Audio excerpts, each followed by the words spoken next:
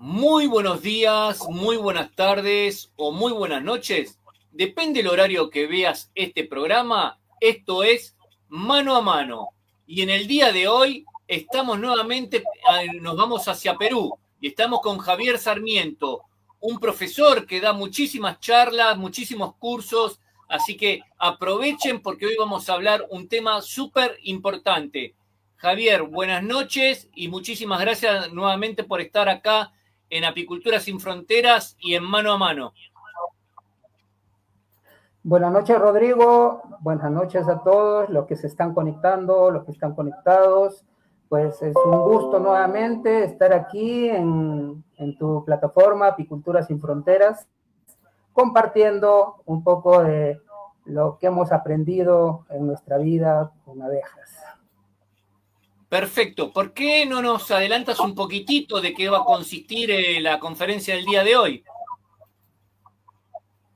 Bueno, en la conferencia del día de hoy he seleccionado algunos problemas, posiblemente los más recurrentes, con lo que los apicultores nos enfrentamos a la hora de hacer nuestras revisiones. Hay temas principalmente de manejo, sanitarios.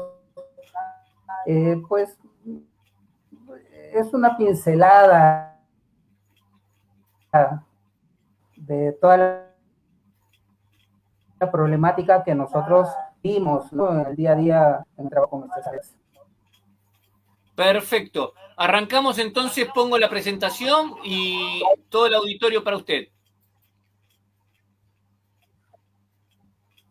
Muy bien, gracias, Rodrigo.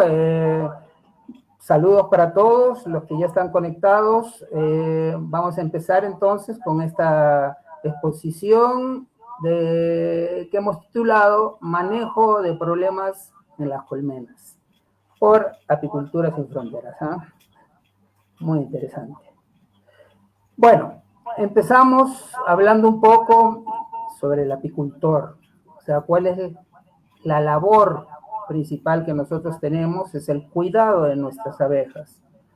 Este cuidado pues solo podemos darlo a través del conocimiento y la comprensión de la vida de las abejas. Es lo primero que un apicultor debe entender y conocer, ¿no? La problemática que pueden ellas sufrir, saber determinar cómo es una colmena con un buen estado de salud, vamos a decir, o un bienestar, y cómo poder detectar algunos cambios en ella para poder anticiparnos a estas necesidades o estas demandas.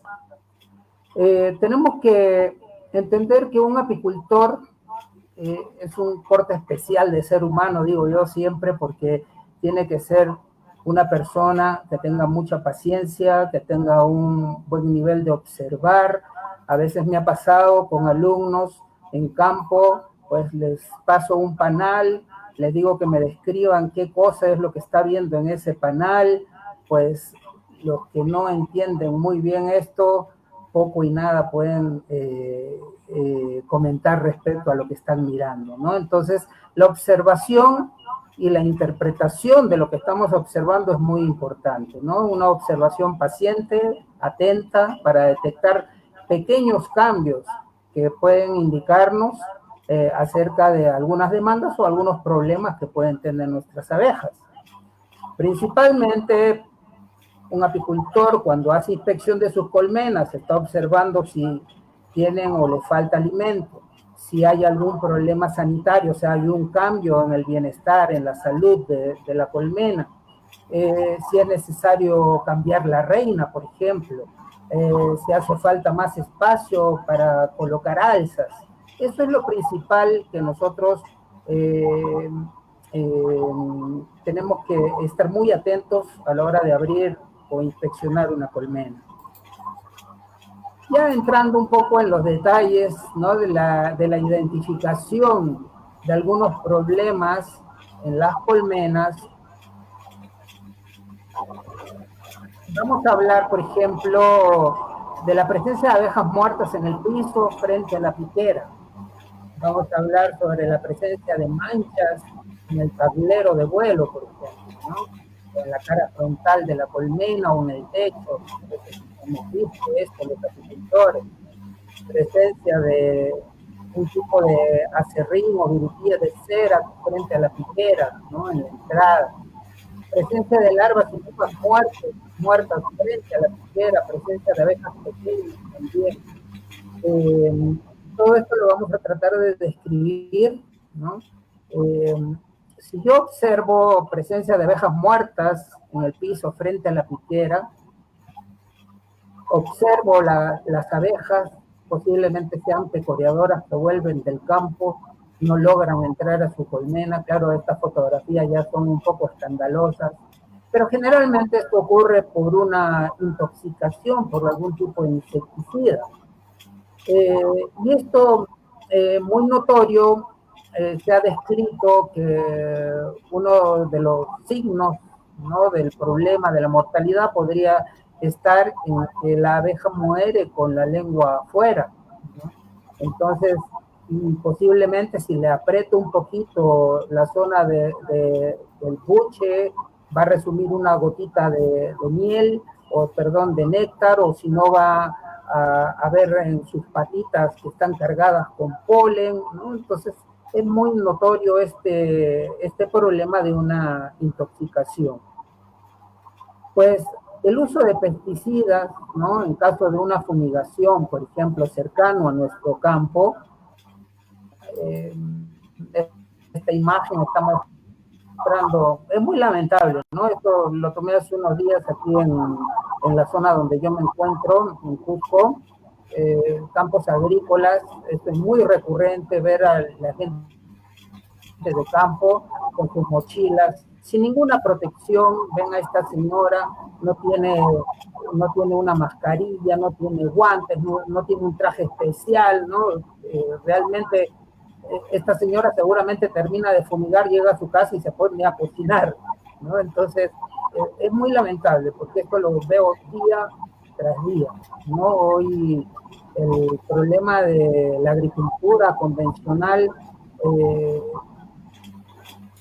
lo que siempre menciono, la agricultura ya no es compatible con la apicultura, ¿no? Porque la agricultura convencional, en base al uso de venenos, pues daña nuestros ecosistemas, daña nuestras abejas.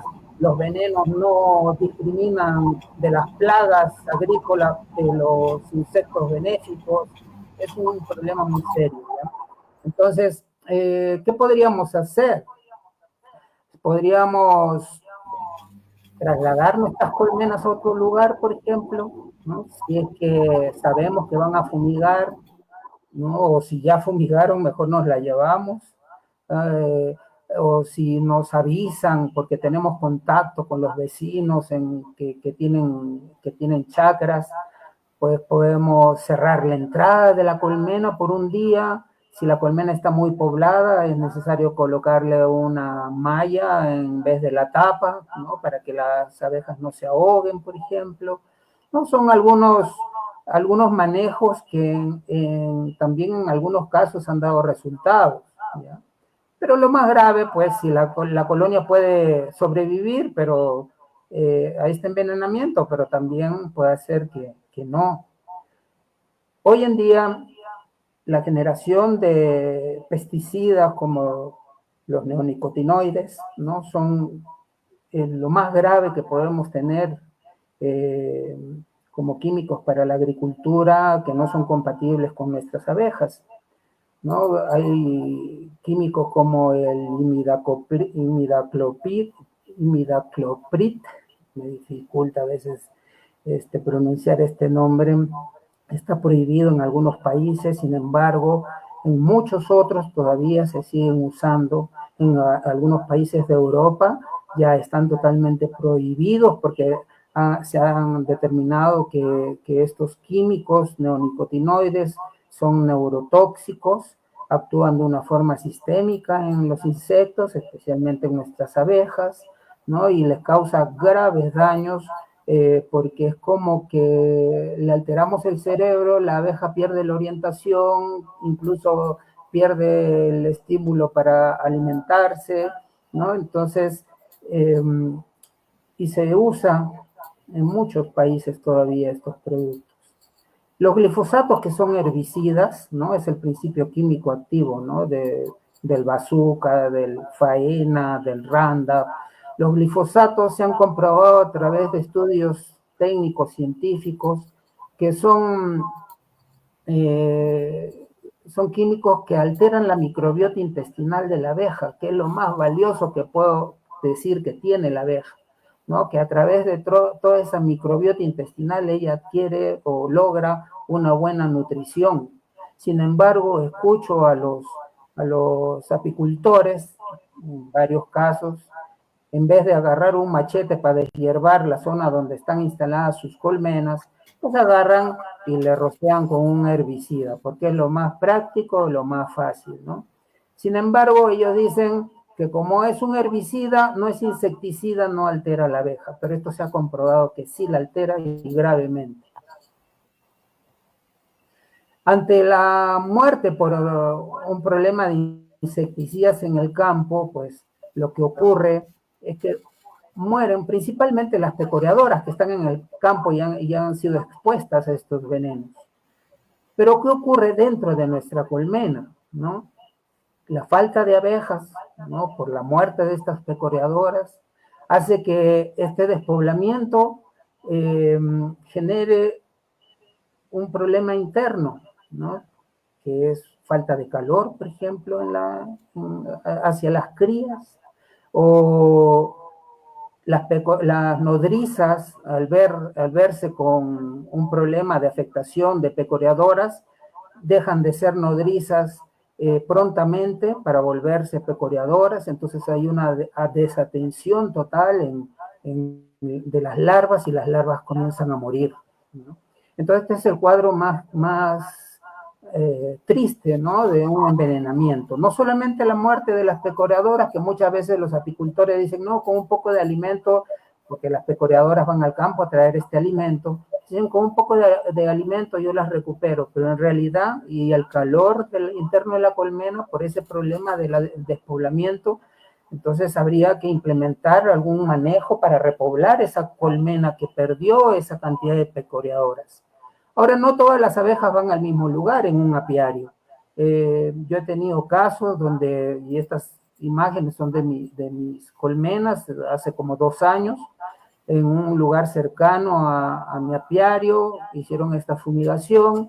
Al destapar las colmenas, pues había una notoria falta de abejas, entonces comenzó la cría a ser desatendida, a perder calor, ¿no? Y entonces el manejo inmediato es repoblar esta colmena para así lograr que limpien las abejas muertas, pero también las que quedaron vivas, las larvas, por ejemplo, sean atendidas. Otro caso que podríamos también observar en nuestro apiario, y varios alumnos me han llamado y me han comentado sobre este suceso, manchas de diarrea color amarillento, ¿no? Alargadas, un olor a polen fermentado, ¿no? Un olor muy fuerte, y no hay una alta mortalidad de abejas, ¿no? Esto generalmente suele aparecer después de unos días de mal tiempo, las abejas estuvieron pecoreando, acarreando polen, ¿no? Y de repente un mal clima, 2, 3 días que las abejas no han podido salir de sus colmenas, hacer sus vuelos higiénicos, pues se presenta esto que estamos viendo en las fotografías, estas manchas, ¿no? Que es prácticamente diarrea que le ha dado las abejas, posiblemente por un empachamiento del polen fresco. Pero también esta sintomatología podría corresponder a un tema sanitario, ¿no? La presencia de esta enfermedad llamada nosema, ¿no? Que es originada por un protozoo que se aloja en el tracto intestinal de la abeja. Entonces, no siempre la diarrea podríamos nosotros decir que nuestra colmena tiene nosema.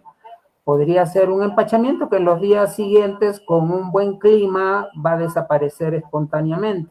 Entonces, no necesitamos tomar una acción inmediata y menos preocuparnos que sea nosema, a no ser que esto persista por varios días, donde yo tengo que sacar una muestra de abejas, llevarlas al laboratorio o a través de un microscopio, hacer unas observaciones, porque el mayor problema de esta enfermedad es que los síntomas son casi imposibles de detectar hasta que es demasiado tarde. O sea, esta enfermedad llamada nosema no siempre se evidencia por la diarrea de la abeja. Ya cuando es un estadio muy avanzado, ahí vamos a observar este problema de diarrea en la abeja.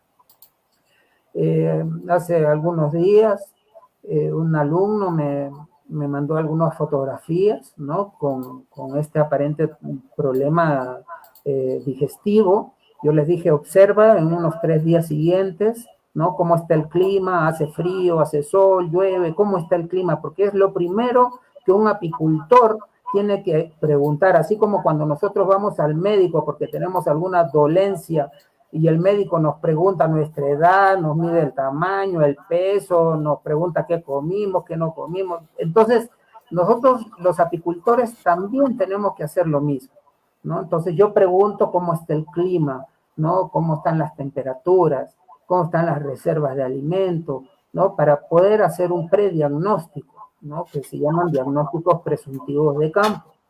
El diagnóstico definitivo pues lo vamos a obtener pues cuando hagamos un examen de laboratorio. Los problemas en las abejas y muchos problemas sanitarios son relacionados al estrés en la colonia, ¿no? Esto debido a muchas situaciones, incluyendo los efectos de otros problemas sanitarios, por ejemplo el ácaro varroa causa estrés en la abeja, estos parásitos, la mala nutrición, los flujos de néctar pobres, ¿no? El manejo también del apicultor, un manejo inadecuado estresa a las abejas. Y muchos problemas sanitarios son relacionados a esto. Entonces, cuando nosotros hacemos un diagnóstico, las fotografías de la mano izquierda de la pantalla, vamos a observar este es el diagnóstico de laboratorio, ¿no? O sea, tomamos, y este es un protocolo que se ha generalizado en varios países. Por primera vez nosotros hacíamos estos exámenes en Chile. En Chile hay serios problemas con esta enfermedad nosema.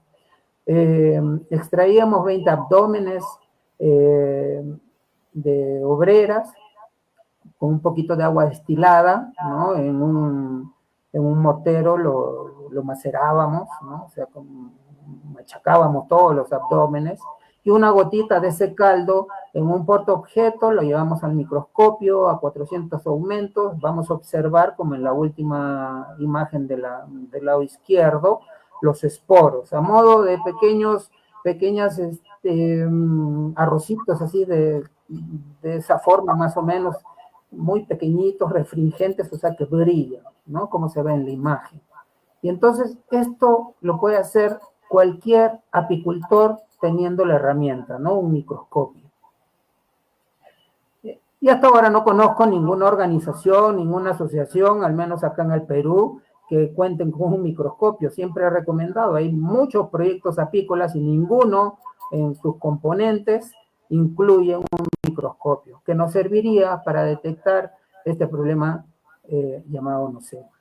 En el lado derecho, ¿ya? Y esto para los apicultores, con una pinza podemos tomar donde sale el aguijón en el último anillo del abdomen, estiramos lentamente y sacamos todo el intestino, va a salir con parte del estómago y todo esto. Y vamos a ver el contenido, como se ve en la imagen derecha superior, color amarillo, es un intestino normal, se puede decir, el contenido. Pero si a la hora de hacer lo mismo, el intestino se ve blanco, así como en la imagen de abajo, ya se perdió las estrías que generalmente tiene el intestino, podemos hacer un diagnóstico presuntivo, ¿no? Inicial, de decir que posiblemente, y si aprieto ese contenido y huele muy fuerte, podríamos estar frente a esta enfermedad. El diagnóstico definitivo va a ser cuando lleve esa muestra de abejas y al microscopio observe los esporos.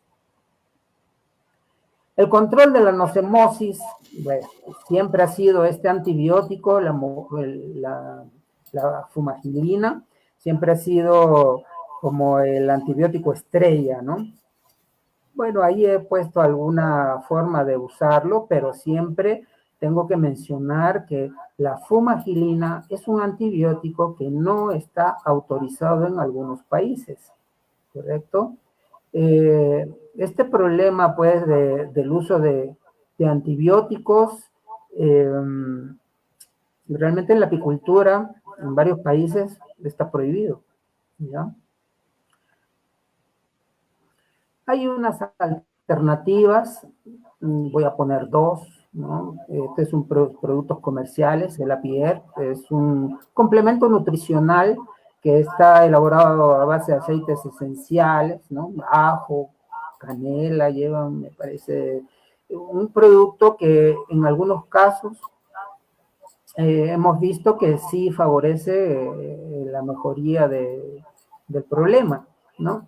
Y sabemos que otro producto eh, natural también, son orgánicos, que ayuda a los problemas digestivos es el orégano, ¿no? Entonces este producto Oregostin, que también se usó bastante en otros países, pues se ha visto que favorece la mejora, ¿no? Porque tiene propiedades antibacterianas, también se utiliza a veces como un promotor de desarrollo, de crecimiento, es antioxidante, mejora la digestión. Entonces, podrían ser algunas alternativas, ¿no? Igual que el extracto de orégano suministrado en el jarabe podría funcionar, ¿ya? Lo mejor es prevenir, ¿ya? Y la prevención se hace a través de la observación de nuestras colmenas, que tienen que estar bien nutridas, bien manejadas, con unas reinas jóvenes, ¿no? En general, todas las enfermedades podemos prevenirlas de esa manera. Otro caso que podemos observar, la presencia de aserrín de cera frente a la piquera, ¿no? Si la colonia es fuerte, o sea, hay buena población, hay momentos en que hemos podido observar este aserrín, algo como en la fotografía, pero esto puede ser algo normal por un consumo, ¿no? De las reservas de miel que tiene la colmena guardada. Entonces, quitan el opérculo, a veces ese opérculo cae al piso, la abeja trata de barrer hacia afuera esa cerilla de opérculo y observamos. Pero lo más complejo es cuando estamos viendo que la colonia no hay actividad o hay muy poca, no hay entrada de polen, por ejemplo, ¿no? La colonia está a punto de abandonar y esto puede ser debido a problemas de pillaje, ¿no? El apicultor debe de tener mucha precaución con estos sucesos de pillaje. Pero también podemos observar este tipo de virutía o aserrín de cera, pero negra, ¿no? De repente se metió un ratoncito a una colmena que está despoblada, ¿no? Quizás de toda la cámara de cría estándar está ocupando menos de la mitad y la otra mitad está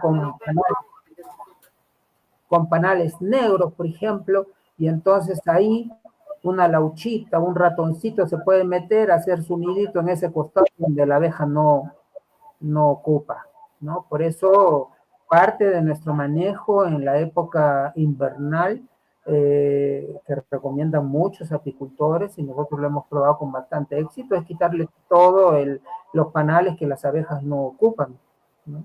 O sea, conforme va reduciendo la población, es mejor retirar esos panales, así vamos a tener una colonia compacta, posicionada solamente en los panales que ellas logran ocupar. Esto también en las zonas cálidas podría beneficiar, en las zonas cálidas tropicales, podrían beneficiar a que la galería melonela, que es la polilla de la cera, también no entre, porque hemos visto en colonias despobladas, en las zonas cálidas tropicales, donde hay grandes problemas con la polilla de la cera, que en la mitad está ocupado por la abeja y la otra mitad está ocupado por la polilla, ¿no? Lastimando todos los panales. Entonces, ante el problema del pillaje, pues poco y nada podemos hacer. ¿no? Siempre lo mejor va a ser prevenir. El pillaje se va a presentar cuando el flujo de néctar en el campo cayó, cuando no hay néctar en el campo, así las abejas tengan reservas de alimento y una colonia es expuesta a, por mucho tiempo, o sea, por parte del apicultor y otras abejas, pues perciben el olor y estas reservas van a querer entrar a saquearla, a robarle, pues, este alimento. Entonces, lo mejor siempre va a ser prevenir, que el apicultor sepa en qué momento parar su trabajo, principalmente en la época de no floración. Ahora, presencia de larvas y pupas muertas frente a la piquera, ¿no? Si son recién muertas, preferentemente de zánganos, por ejemplo, estamos viendo pupas, ¿no? O larvas de gran tamaño, podría ser por un enfriamiento del nido, ¿no? Entonces, vamos a ponernos en el caso que la colonia está desarrollando, viene un temporal de clima frío, ¿no? Las abejas se posicionan principalmente en la zona del nido donde están las obreras, ¿no? Generalmente los zánganos están en los bordes, descuidan esa parte, se enfría y eso al día siguiente pues las abejas se están eliminando, ¿no? Esas larvas enfriadas muertas. Pero si son larvas amarillentas, podría ser un problema sanitario, ¿no? Generalmente cuando vemos la sintomatología como en la fotografía del lado derecho, nosotros hablamos de loque europea, pues yo solamente hablo posiblemente de un problema bacterial de la cría. Yo no puedo concluir que es loco europea a no ser que haga un diagnóstico de laboratorio y pueda ver a la bacteria, ¿no? de esta enfermedad en esa muestra, ¿no? Entonces no podemos hablar de loque hasta no concluir con un diagnóstico de laboratorio. Pero si son larvas que están endurecidas, ¿no? Color blancas o a veces grises, ¿no? Y están duras. Esto se debe a una enfermedad que se conoce como cría tiza, o cría de cal, o cría yesificada, o cría encayolada. Son todos los sinónimos de una enfermedad técnicamente llamada ascosferosis, ¿ya? Como en la imagen del lado izquierdo. Me han mandado imágenes de una y otra, ¿no? Y en una etapa inicial, la ascosferosis pareciera un problema bacterial como la loque, ¿no? Pero después ya vamos a ver la evidencia, ¿no? de las larvas endurecidas, ¿ya? Entonces, ante un problema de ascosferosis, la mayoría de apicultores dicen, no, pues dale antibiótico. El antibiótico no sirve para un problema de micosis, porque esto es un hongo, ¿no? Entonces hay que ser muy profesionales en este sentido, ¿no? Para hacer un buen diagnóstico o un buen prediagnóstico, pues. Entonces, la loque europea, vamos a hablar un poquito de esto, ¿ya? Es causada por una bacteria que no es porula, o sea, que no forma esporas, llamada Melissococcus plutonio o Melissococcus plutonio, ¿ya? Esta bacteria no es porula como el caso de la loque europea, ¿ya? De la loque americana. La loque europea, pues, tiene una sintomatología bastante similar a la loque americana. Vamos a ver la cría salteada, ¿no? O sea, una postura irregular. Crías abiertas con pocos opérculos hundidos y rotos, un olor fétido, pútrido, ¿no? Larvas amarillentas enroscadas sobre el fondo de la celda o retorcidas sobre las paredes laterales. Larvas muertas, blandas y acuosas. Y esto que se menciona aquí, ¿no? Que nunca se estira más de 2.5 centímetros, significa que nosotros hacemos una prueba. Un palillo de fósforos, un palillo de dientes, metemos donde está la larva muerta, amarillenta, la batimos luego la sacamos lentamente y si se estira como si fuera un moco, vamos a poner ese ejemplo, si se estira a más de 2,5 centímetros, podríamos estar frente a un problema de loque americana. Las escamas enroscadas sobre el fondo de la celdilla en forma irregular, blandas, de fácil extracción, pues podríamos estar frente a la loque europea. Si no la puedo sacar porque están como pegadas, como unas costras dentro de la celdilla, podríamos estar frente a la loque americana. Pues aquí en Perú no tenemos diagnosticado o denunciada el problema de la loque americana, ¿no? En otros países sí. Prevención, nuevamente, pues no usar antibiótico como prevención, ¿ya? Este tema lo vengo comentando porque hace muchos años, cuando inicié la apicultura, mi maestro me enseñó el uso de colmenas con el uso de antibióticos como promotor de crecimiento, de desarrollo de colmenas. Después nos dimos cuenta cuál era el grave problema que estábamos causando a las abejas, ¿no? E incluso a los patógenos, ¿no? Que posiblemente podríamos estar generando resistencia ante estos antibióticos, ¿no? Entonces, como una prevención, debemos de mantener la colmena en lo posible con altos niveles de higiene, ¿no? Proporcionar alimentación artificial cuando sea necesario, mantener colonias bien pobladas y con buenas reservas de alimentos, ¿ya? Principalmente en la época crítica, la época de no floración. Hay que evitar el contacto con otras colmenas enfermas y hay que utilizar técnicas de manejo, pues, de recambio de reinas. Muchos apicultores, pues, no hacen lo propio, dejan que sus colmenas recambien sus reinas solitas, quizás. Entonces, el recambio de reinas, el tener reinas jóvenes, pues, nos da la posibilidad de mantener colonias vigorosas y poco expuestas a problemas de enfermedades, ¿no? Y lo principal, pues criar abejas con buen comportamiento higiénico. Esto quiere decir también que una colonia que durante el año se enfermó por cualquier problema, ¿no? Es una colonia que está descartada para ser seleccionada como una colonia reproductora, o sea, una colonia con reina madre, vamos a decir así. ¿Ya? Entonces, eso serían una forma donde nosotros podemos resguardarnos de sucesos de enfermedad, ¿no?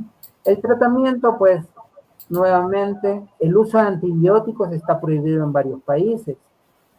Estos peligros, por la resistencia, por el uso de estos antibióticos, la resistencia de los patógenos, vamos a hacer bacterias más fuertes, ¿no? Y también porque los antibióticos, que significa antivida, ¿no?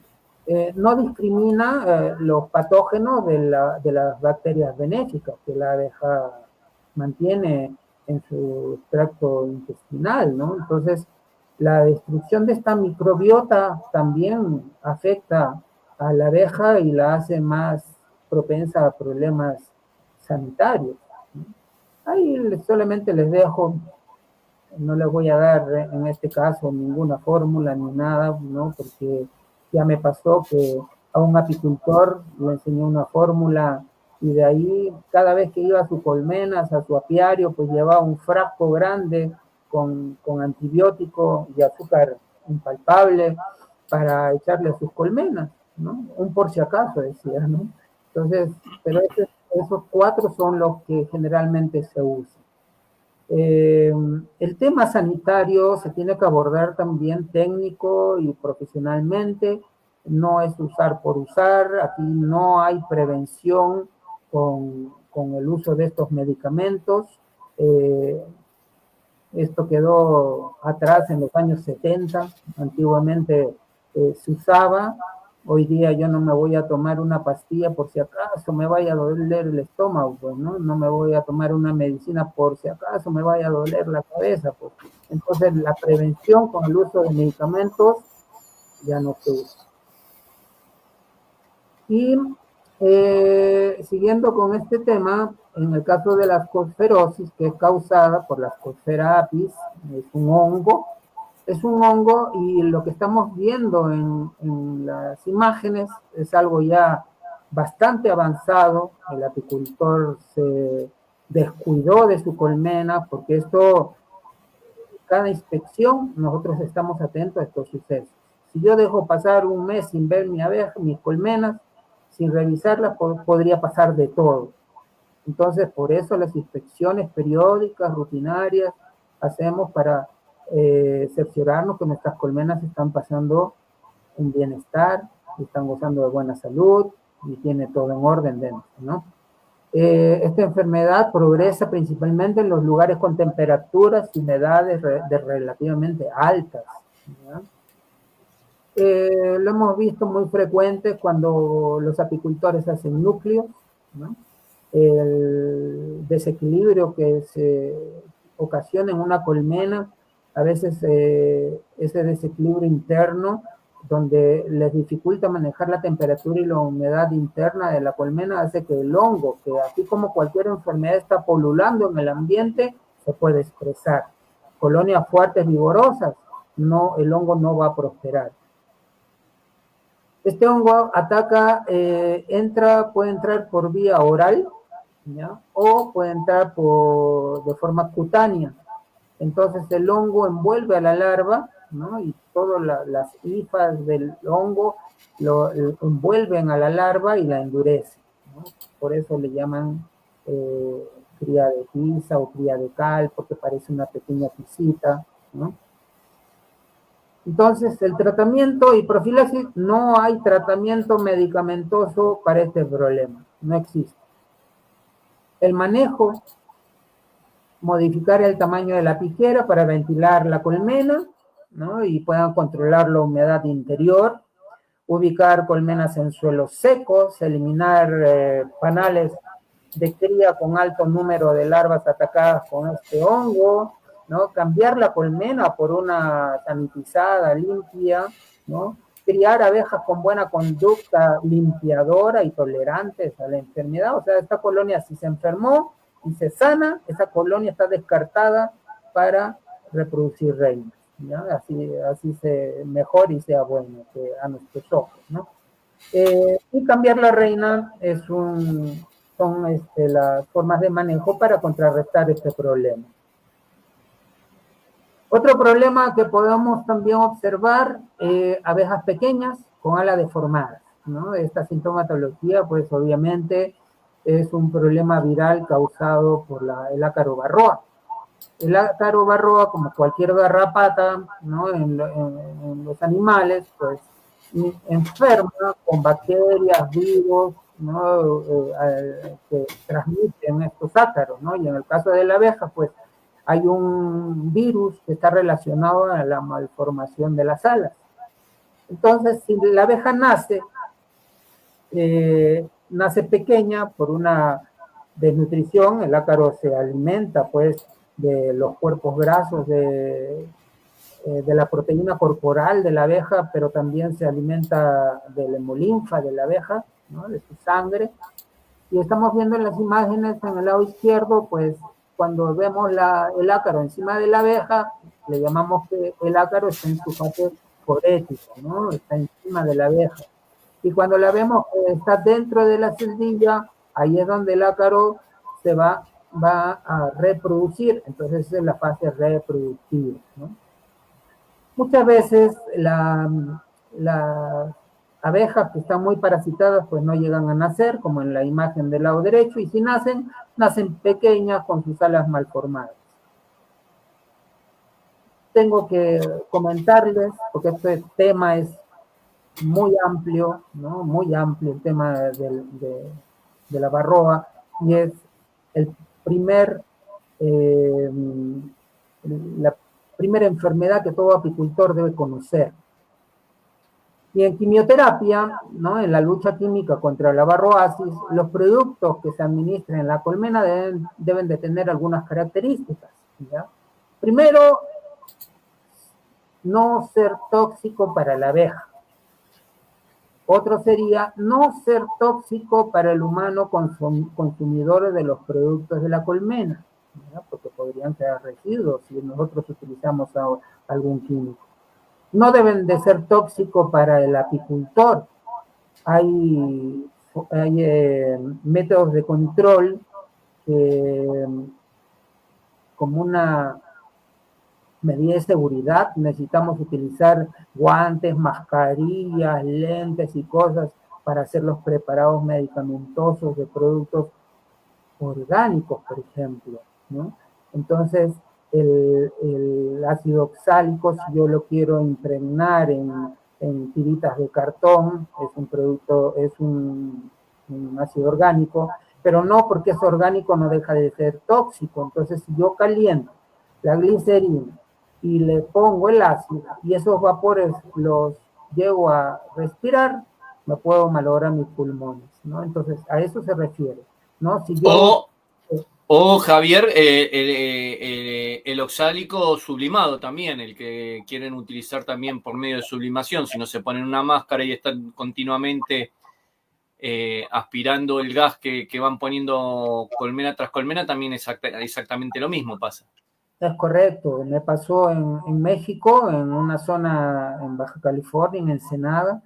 Estaba capacitando un grupo de apicultores y uno de ellos había adquirido de Estados Unidos un sublimador de ácido oxálico. Entonces, bueno, mostró como una novedad al grupo y yo le dije, mira, necesitamos una mascarilla, ¿no? Con filtros para vapores ácidos. No, yo me pongo un cubreboca, no sirve el cubreboca. Ya tiene que ser filtros especiales. No sirven los filtros para polvos, no, tienen que ser filtros especiales para estos vapores ácidos. Entonces dijo, no, yo lo voy a usar así. Y yo le dije, mire, ya es tu responsabilidad si quieres usarlo así. Yo te recomiendo que no lo hagas, pero nosotros el grupo éramos 11 apicultores, bueno, lo llevé un poco alejado de donde la persona iba a hacer esta experiencia, ¿no? Y colocó el sublimador a una, a otra, creo que a la quinta colmena ya estaba mareado, ¿no? Yo le dije, mira, yo te recomiendo que mejor detengas esto y consigas tu equipo de protección para poder utilizar esto, ¿ya? Efectivamente, Rodrigo, hay que realmente conocer, ¿no? Y ser muy técnicos en esto, ¿ya? Por eso el ácido fórmico se dejó de usar por el peligro, ¿ya? Porque fueron las primeras, se puede decir, los primeros productos orgánicos, ¿no? Que alguna vez Remy Van Dam recomendó el uso del ácido oxálico, el timol y el ácido fórmico, ¿no?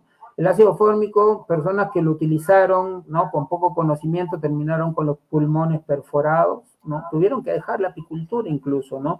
Una gota de ese ácido te cae en el pantalón, te perfora, te quema el traje y te quema la piel. Entonces hay que ser muy cautos en esto, ¿ya? Pero el producto que utilicemos sí debe ser muy tóxico para el ácaro, ¿no? Y poder combatirlo. Previo al uso de algún medicamento, no sea en este caso de la varroa sintético u orgánico, yo recomiendo ya hacer un diagnóstico. El diagnóstico es muy importante y siquiera hacerlo una vez al año para saber en qué situación está mi apiario respecto a este problema. Porque ya por demás he visto apicultores que utilizan los productos a ciegas, ¿no? O sea, sin hacer un diagnóstico, o sea, sin hacer un conteo de en qué grado está el problema de infestación de este ácaro en nuestras colmenas y al final, pues, utilizan medicamentos y a los pocos meses sus colmenas mueren por el problema de varroa. O sea, los medicamentos no funcionaron.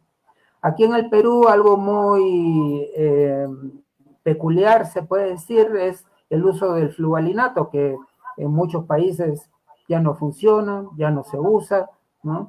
Alguna vez publiqué en mi red de Facebook dos productos que estaban aquí a base de fluvalinato, uno llamado Dr. B y otro que se está usando bastante, un producto chino, Guanchi, ¿no? Que son los dos a base de fluvalinato. Y me escribe Michael Palmer, que nos conocimos allá en México, me dice, Javier, fluvalinato están usando en Perú y funciona, así admirado me dice, ¿no? Entonces yo le digo, pues lo que yo entiendo es que aquí en el Perú el fluvalinato funciona, porque en muchos lugares gente que tiene abejas ni conoce a la varroa y la varroa nunca ha conocido ni un químico y posiblemente por eso es que funciona, pero pronto va a dejar de funcionar, ¿no? Entonces, esa es la presunción que yo tengo porque el fluvalinato se está usando aquí, ¿no? Y funciona, pues, ¿no?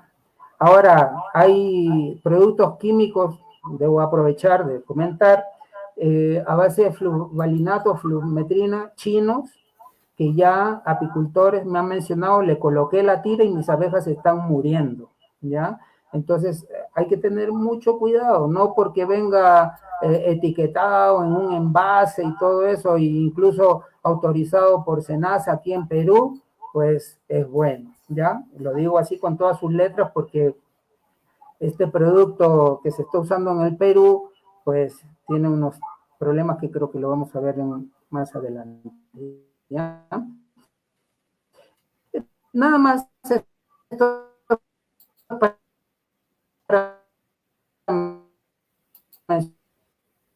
mencionar, ¿no? Este es un equipito que yo me fabriqué similar a estación, que son leves, ¿no? Menor del 5%, por ejemplo. Tranquilo, utilizo un producto orgánico, pero si tengo problemas del 6, 7, 10, 18% que hemos encontrado aquí en el Perú, pues, y las abejas están vivas y la colonia está viva, pues es mejor no usar un producto orgánico, es mejor utilizar un producto sintético de impacto para controlar el problema y luego ya manejarme con productos orgánicos, ¿no? Entonces, no usar estas cosas que el Maverick es el nombre comercial de un producto que tiene fluvalinato, fue lo que nos enseñaron en Chile, el Servicio Agrícola y Ganadero, hace muchos años,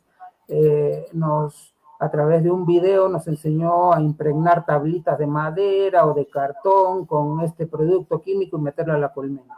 El Servicio Agrícola y Ganadero chileno, ¿ya?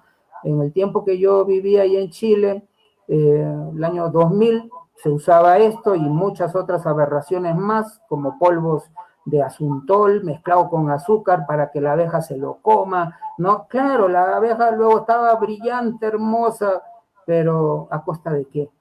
¿No? Nos enseñaron a usar estos productos, ¿no?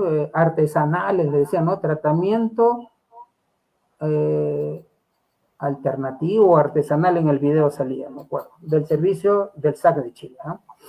Hoy lo prohíben, pero yo sé que lo siguen usando igual, ¿no? Ya no utilizarán el fluvalinato, quizá ya no utilizarán la flumetrina, que es para la garrapata del ganado, pero utilizan el amitraz que se usa para los perros o para las vacas, ¿no? Otro principio químico activo utilizado de forma artesanal, ¿no? Así le llaman. Pues luego nos va a pasar la cuenta, ¿no? Como pasó en Chile. En Chile hay lugares, sin 3 tratamientos al año no haces apicultura contra varroa, ¿no? Sin 3 tratamientos al año no haces apicultura, ¿no? Tenemos generaciones de varroas resistentes, fuertes, las estamos haciendo, pues, unas super varroas, ¿ya? Entonces, por el mal uso de estos principios químicos. Uno lo quiere utilizar como un producto comercial, o sea, impregnamos una tablita de cartón y la metemos durante un mes y de ahí la queremos sacar. Pues no funciona así, porque cuando se diseña en laboratorio, pues se constata de que durante un mes ese químico no pierda concentración, que sea la concentración adecuada que mate a la varroa. En el caso de usar estas tablitas, y nosotros hicimos los estudios en Chile, impregnamos con estos químicos, Pusimos en la colmena, evidenciamos que solamente los 3 primeros días mataba varroa, y después ya no funcionaba. Cambiábamos la tira que habíamos diseñado nosotros, ¿no? Artesanalmente, poníamos una fresca y seguía cayendo cantidad de varroa. Entonces así demostramos que si hacemos un cartón y le impregnamos con este químico y lo queremos dejar un mes, lo que vamos a hacer generaciones de varroas resistentes a estos químicos. ¿Ya? Eso quiero que todos entiendan, porque tengo amigos que me dicen, el día que prohíban, ¿no? Está prohibido en Estados Unidos, pero me dice, el día que el amitraz lo saquen del mercado porque los apicultores lo usamos, yo me retiro de la apicultura, porque dice que es lo único que le ha controlado el problema, ¿no? Entonces, bueno, son formas de ver, pero ahí está la voz de alarma para que tomen conciencia, ¿no? Algunos tratamientos sintéticos diseñados en laboratorio. Claro, me van a decir, pero es el mismo químico. Claro que es el mismo químico. Sí, pero cuesta más caro. Claro que cuesta más caro, ¿no? Pero tengo la seguridad de que el producto no se atenúa, ¿no? Y si yo lo saco en su momento, que el fabricante menciona, ¿no? Que pueden ser 4 semanas o 6 semanas máximo, pues me asegura de que el químico que esté impregnado en ese producto, pues no se atenúa y va a seguir funcionando hasta que yo lo saque, ¿no? Entonces, por eso hay productos diseñados en laboratorio, ¿ya?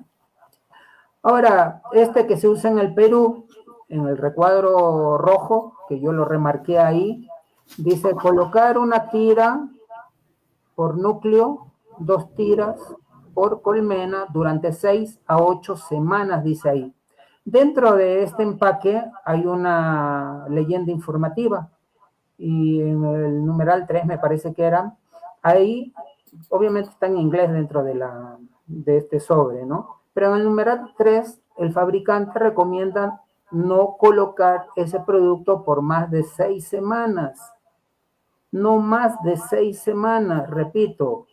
Y yo no sé por qué nuestra SENASA, porque ahí hay un registro SENASA, ha permitido que reetiqueten este sobre y permitan que se use hasta 8 semanas, siendo que el fabricante recomienda no más de 6, ¿no? Bueno, son temas, ¿ya? Entonces, no se guíen por la etiquetita que quien importó el producto a Perú, ¿no? Y lo registró en SENASA y le puso esa etiqueta, no le sigan esa recomendación. Lo sacan a las 6 semanas, como dice el fabricante. Dentro de los tratamientos orgánicos tenemos ácido oxálico y timol, ¿ya? El timol lo está usando SENASA aquí en el Perú, ¿no? Y tengo reportes de apicultores que me dice, oiga, vino SENASA, vio mis colmenas, colocó un producto para la varroa. ¿Qué colocó? El apicultor a veces ni sabe qué colocó, ¿ya? Entonces colocó un producto y mis abejas se han ido, me dice, ¿no? Entonces yo no sé por qué SENASA, porque ese problema tiene el timol, ¿no? Es un ácido orgánico de una volatilización cuando hace mucho calor, es muy fuerte, ¿ya? Y a mí me pasó en México, ¿no? Yo, cuando vivía en México, coloqué un producto a base de timol y al día siguiente mis colmenas, mis abejas estaban colgadas en los árboles alrededor, varias colmenas, ¿no? Entonces, el producto se volatiliza por efecto del calor muy bruscamente y eso hace que la abeja abandone su colmena, ¿no?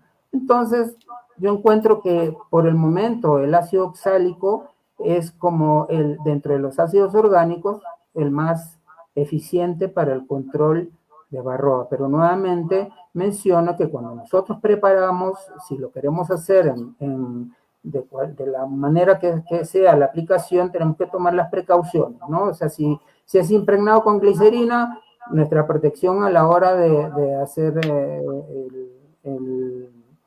impregnando en cartones el ácido. Si lo hacemos sublimado, igualmente, ¿no? Con sus mascarillas, sus lentes, sus guantes y todo, la precaución, ¿ya?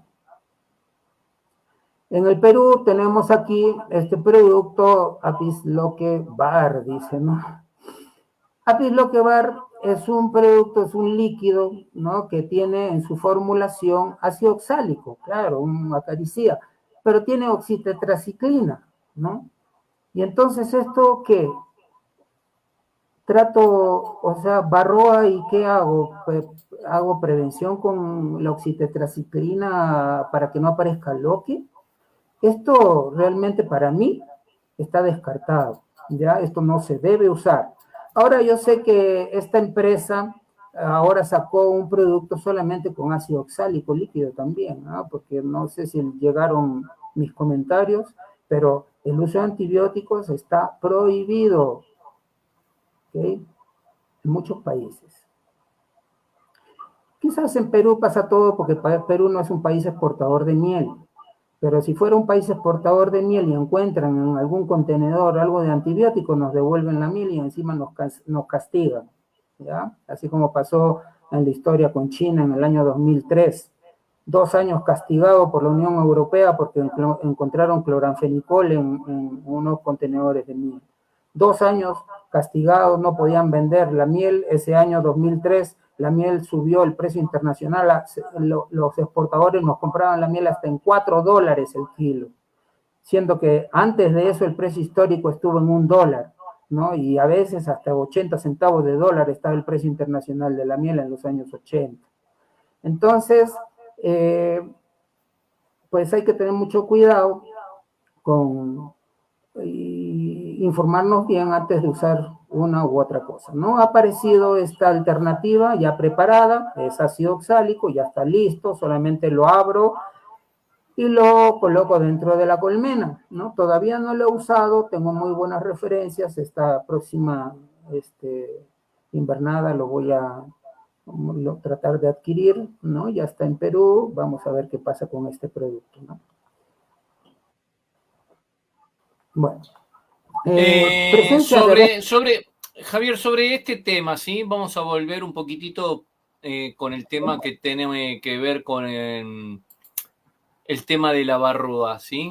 Porque estamos hablando, ¿sí? Mucho de los tratamientos y que muchas veces tratamos en tanto en las conferencias como profesionales como es usted, de hablar de todo lo que tiene que estar relacionado y reglamentado en los distintos países.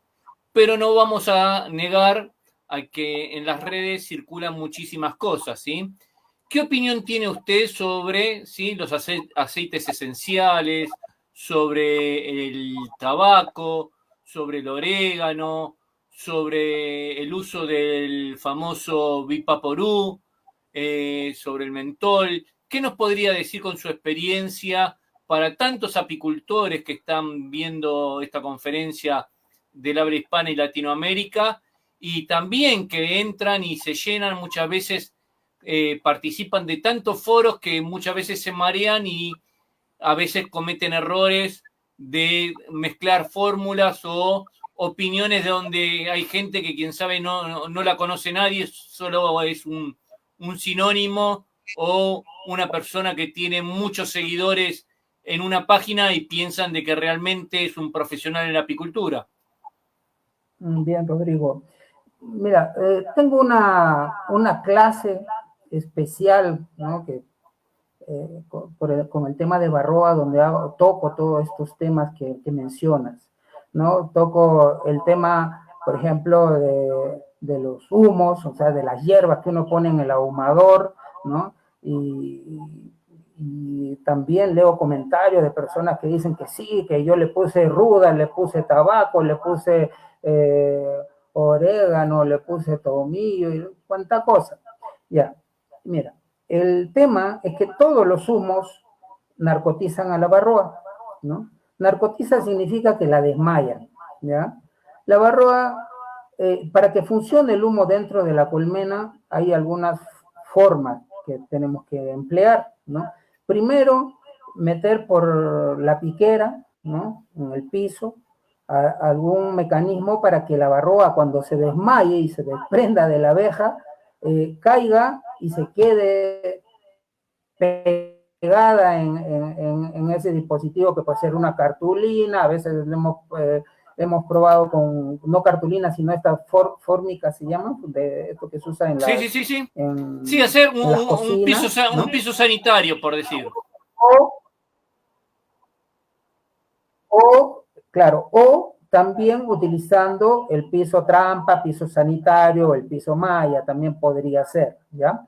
Entonces, algún mecanismo para que la varroa cuando despierte no suba de nuevo a la abeja, ¿ya? Que nosotros la podamos sacar de la colmena, porque los humos no la matan, ¿ya? Las abejas pueden respirar partículas de 50 micrones, ¿ya? A través de sus espiráculos, pero la varroa, al ser más pequeñita, se asfixia, se ahoga, ¿no? Entonces se desprende por la presencia de ese humo. Y para que funcione el humo, pues primero hago que mi ahumador bote bastante humo. Cualquier humo denso sirve, ¿no? No necesariamente lo que hemos mencionado.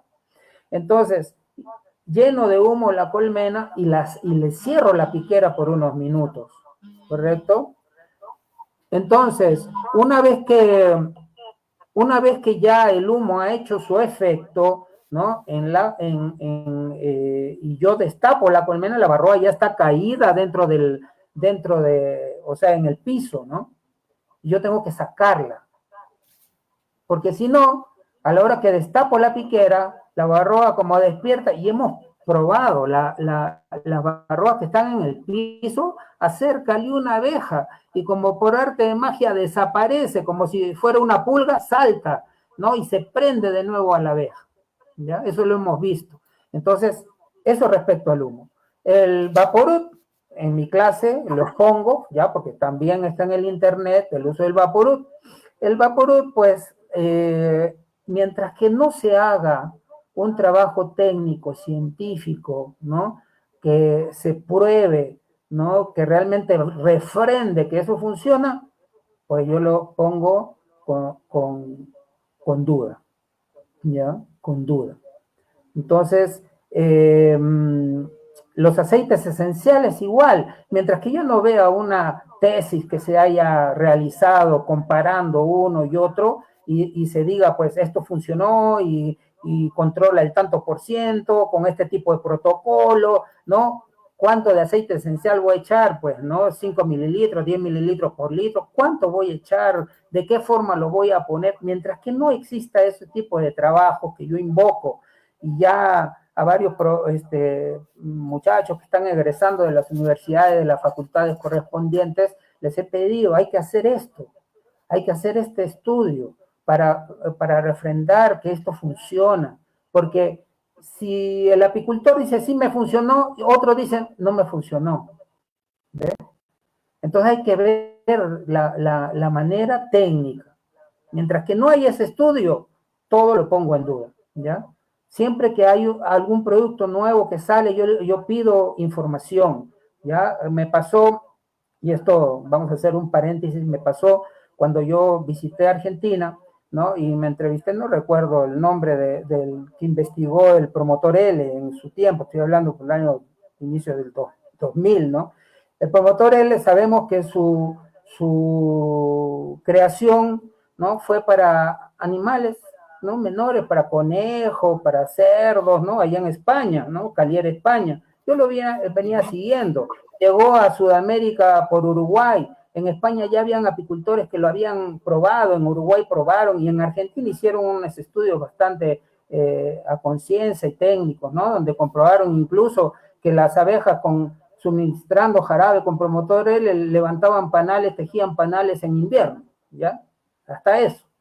Bueno, yo fui subvendedor de este promotor L en Chile, ¿no? Durante varios años lo dejé de usar porque los aminoácidos, ¿no? Con los que está constituido el promotor L vienen de la soya transgénica.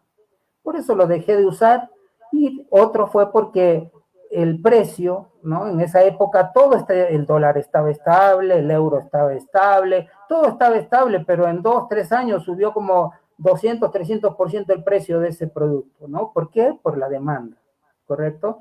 Entonces, lo dejé de usar por esos motivos. Acá en el Perú hay otro producto similar, o sea, otro promotor, vamos a decir así, que se llama el NG40, ¿no? Natural Growth 40, que cuando yo me entrevisté con el propietario de la empresa, le digo, ¿me pueden mostrar los estudios que han hecho? Y me dice, no hemos hecho estudios, pero tengo un buen asesor que es apicultor, muy renombrado, que me ha dicho que es bueno. Entonces, le digo, no, pero no sirve eso, pues, ¿no? Vamos a buscar un tesista que ponga a prueba el promotor L, el NG40, el aminobit, son los tres promotores, vamos a decir, que se usan acá en el Perú. Hasta ahora no lo hemos hecho, ¿ya? Pero el otro tema es que ese NG40 los péptidos vienen del pescado, ¿no? Incluso uno cuando abre el frasco sale un tufo a pescado podrido, ¿no? Entonces, a diferencia que tú abres el promotor L y te hace recordar a las vitaminas que te daban cuando niño, ¿no? Entonces, es diferente. Bueno, y yo lo probé aquí en Cusco y cada vez que pasaba en la época invernal, ¿no? En el momento que tenemos que hacer el manejo del alimento con jarabe, ¿no? Le echaba NG40 y al día siguiente las abejas estaban muertas afuera en el suelo, ¿no? Entonces ya me creó dudas, por eso no lo recomiendo, no lo uso, ya no lo uso, ¿no? Y pues hasta que no se hagan unas pruebas técnicas, ¿no? Eso es lo que debemos hacer. Entonces, a mí no me sirve que salga una publicidad en el Facebook donde un apicultor muestre el frasco, ¿no? Muestre el frasco y la persona que lo está entrevistando le pregunta, oiga, ¿y qué le parece este producto, el NG40? Y el apicultor dice, excelentísimo, muy bueno, lo recomiendo. Claro, y el apicultor nunca lo usó solamente porque le estaban regalando el frasco, estaba respondiendo eso. Yo lo he visto. Por eso hay que ser técnicos y profesionales en esta materia. ¿Ya? Nada más para mencionar. Entonces, mientras que no hayan estudios que yo pueda leer, que se hayan hecho trabajos, ¿no? Experiencias técnicas, pues yo no voy a recomendar más de lo que estoy hablando. ¿Okay? Perfecto. Continuemos. Muy bien. Bueno, otro problema con el que podemos observar la presencia de abejas pequeñas, pero que no tienen alas deformadas, o sea que no podríamos decir que es una causa del debilitamiento por la presencia del ácaro varroa, ¿no? Esto podría tratarse por un tema nutricional, ¿no? Por ejemplo, la falta de polen, la falta de pan de abeja entre la colmena.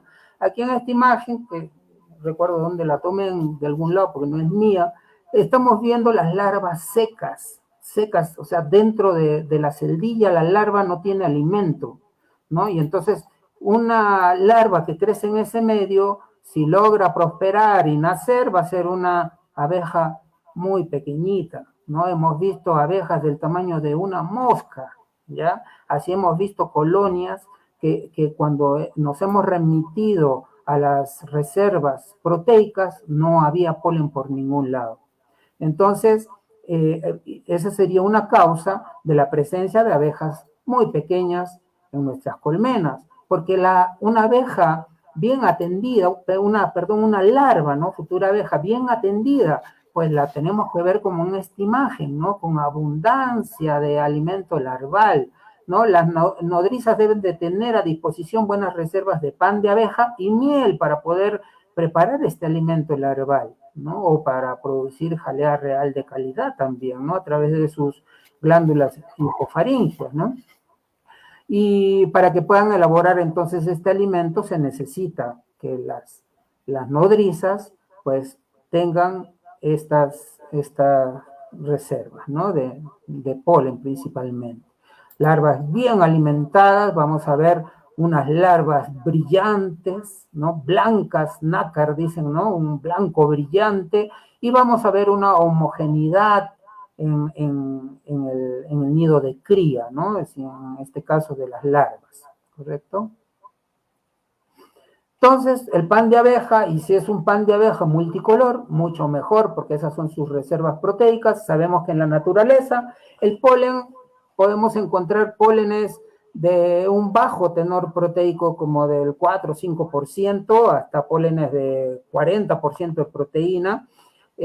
pero como no sabemos cuál, no tenemos un laboratorio químico a la mano, un laboratorio donde nosotros podamos decir que el polen que está trayendo nuestras abejas es proteico o no es proteico, yo me quedo tranquilo cuando veo una gama de colores en las reservas proteicas de mi colmena. Pero cuando veo un solo color, ¿no? Y en gran cantidad, quizás ese polen sea de muy mala calidad proteica. Entonces, la abeja por eso acarrea mucha cantidad de ese polen, no está cumpliendo sus necesidades, sus requerimientos nutricionales. El polen, por ejemplo, del maíz, es un polen de muy mala calidad proteica, ¿no? De 4 o 5% de proteína, ¿no? Por poner un ejemplo. Las reservas de miel son muy importantes y principalmente en la época de arranque también, no tanto en su invernada como en la época de arranque de la nueva floración. Deben de mantener estas reservas. Recuerden que no hay nada que sustituya, porque para mí estoy buscando otra palabra para no poner sustituto proteico, o sustituto energético, o sustituto de miel. No hay nada que sustituya a la miel y no hay nada que sustituya al polen, ¿ya? ¿Correcto? En lo que es la alimentación o la nutrición de las abejas. Solamente es una ayuda que le damos. Bueno. Miren, vamos a hablar ahora, previo al inicio de la floración, ya estamos nosotros aquí en donde me encuentro, en la región Cusco, estamos ya en el inicio de la floración, ya es la época de lluvia, pero ya con las primeras lluvias están floreciendo los campos, la abeja ya está en actividad, ¿no? Y previo a esto, ¿no? Tenemos que hacer una revisión exhaustiva de nuestras colmenas, o sea, muy al detalle, muy minuciosa. Cuando yo hago una revisión en la época estival, en la época de floración, yo saco dos o tres panales y ya tengo la radiografía del estado situacional de mi colmena. Pero previo a la floración voy a sacar uno por uno, panal por panal, para hacer observaciones y ver qué cosa es lo que tengo que, cómo es que yo puedo asistir y mejorar esa colonia. Hay una evaluación que podemos hacer primero por piquera. Un día soleadito vamos a observar el mayor o menor ingreso de polen, indica algo. Cuando una colonia tiene una buena actividad de ingreso de polen, significa que hay buena necesidad de ese polen por parte de las nodrizas. Eso está relacionado a la presencia de cría, ¿no? O sea, de larvas. Quiere decir que todo está funcionando bien. Evaluar las reservas también, sin abrir la colmena, yo levanto la colmena para sentirle el peso, ¿ya? Quizás de atrás, ¿no? La puedo levantar, sentir si está pesada, si está liviana, eso me indica algo también, ¿no? Entonces son observaciones que yo puedo hacer antes de abrir mi colmena, ¿no? Y ya cuando abro mi colmena, pues la primera observación va a ser el tamaño de la población. Recuerden que cuando inverno mis colmenas, tengo que preferentemente invernarlas solamente en un cuerpo, solamente en cámara de cría, porque solamente en cámara de cría los tratamientos que haga también sanitarios contra varroa van a ser más efectivos. Yo no puedo hacer un tratamiento con una colmena con alza, ¿no? Ponerle un tratamiento para controlar varroa porque va a ser menos, ¿no? O poco efectivo. Ya también por eso mis colmenas deben de invernar en cámara de cría. Y tengo que saber cómo hacer eso para retirar esas alzas, ¿no? O repartir los panales que hayan en el alza a otras colmenas que tengan menos reservas, ¿no? Hasta llegar a quitarlas, ¿no? Después del periodo de cosecha, generalmente un mes, un par de meses, ya mis colmenas tienen que estar en cámara de cría, pues, solamente en un cuerpo, ¿ya? Entonces la calificación, voy a poner buena, es una forma, ¿no? Yo califico con números, ¿ya? Pero una forma sería, si tiene un buen peso, o sea, la levanté, está pesadita, y veo que hay buena entrada de polen, ¿no? Un día soleadito, vuelvo a repetir, cuando la abeja está pecoreando, ¿no? Al inicio de la floración.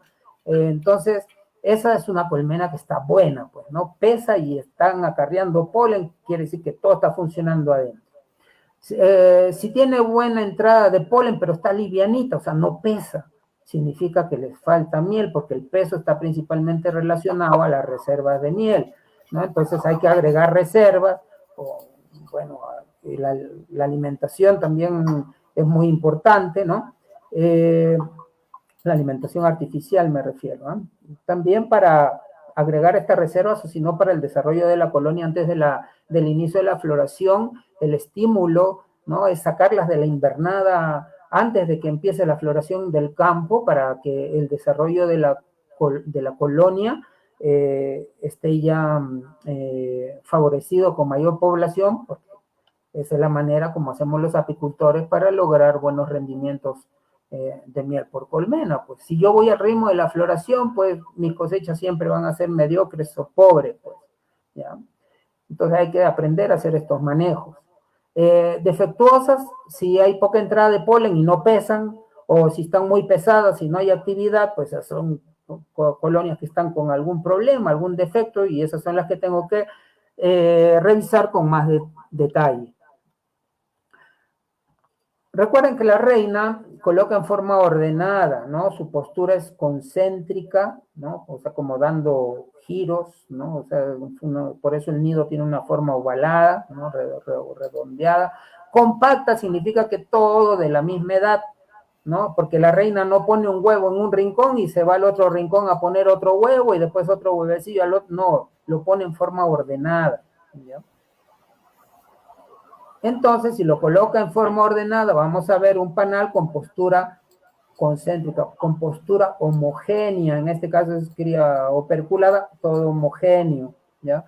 Si no hay este tipo de posturas, ¿ya? Homogéneas, si no están salpicadas, pues quiere decir que hay un problema, hay una postura que está con algún defecto, ¿no? O sea, no podemos encontrar pues este tipo de panales, un huevito al lado de una larva más grande, una larva más pequeña, todo desuniforme. Esto tiene algún problema, ¿no? Que podría estar en el tema de la reina, podría estar en un problema inicial sanitario, ¿no? Que está muriendo la larva, la abeja rápidamente la retira, la reina encuentra ese espacio vacío, pone otro huevo y ya comienza todo a ser heterogéneo, no homogéneo, ¿no? Entonces estas colonias con posturas defectuosas o este tipo de problemas, pues son colonias que tenemos que prestar mucha atención y ver cómo corregir este problema. Si el problema es sanitario, o el problema está en la reina, o el problema está en falta de alimento, definir qué es, ¿no? Entonces, la lectura que vamos a hacer, ¿no? En una revisión exhaustiva panal por panal, ¿ya? Una observación muy al detalle, ¿no? Y hacer algunas calificaciones y observaciones de lo que estamos viendo, ¿no? Un registro, vamos a decir. Ya son diferentes formas de hacer observaciones, ¿no? Bueno, entonces, en la lectura de estos panales, porque el apicultor tiene que aprender a leer los panales, ¿no? He puesto algunos casos, ¿no? Por ejemplo, un panal de cría donde los que son panales que no tienen cría de todas las edades, porque una colonia que está equilibrada tiene panales con huevos, panales con larvas, panales con cría operculada, ¿no?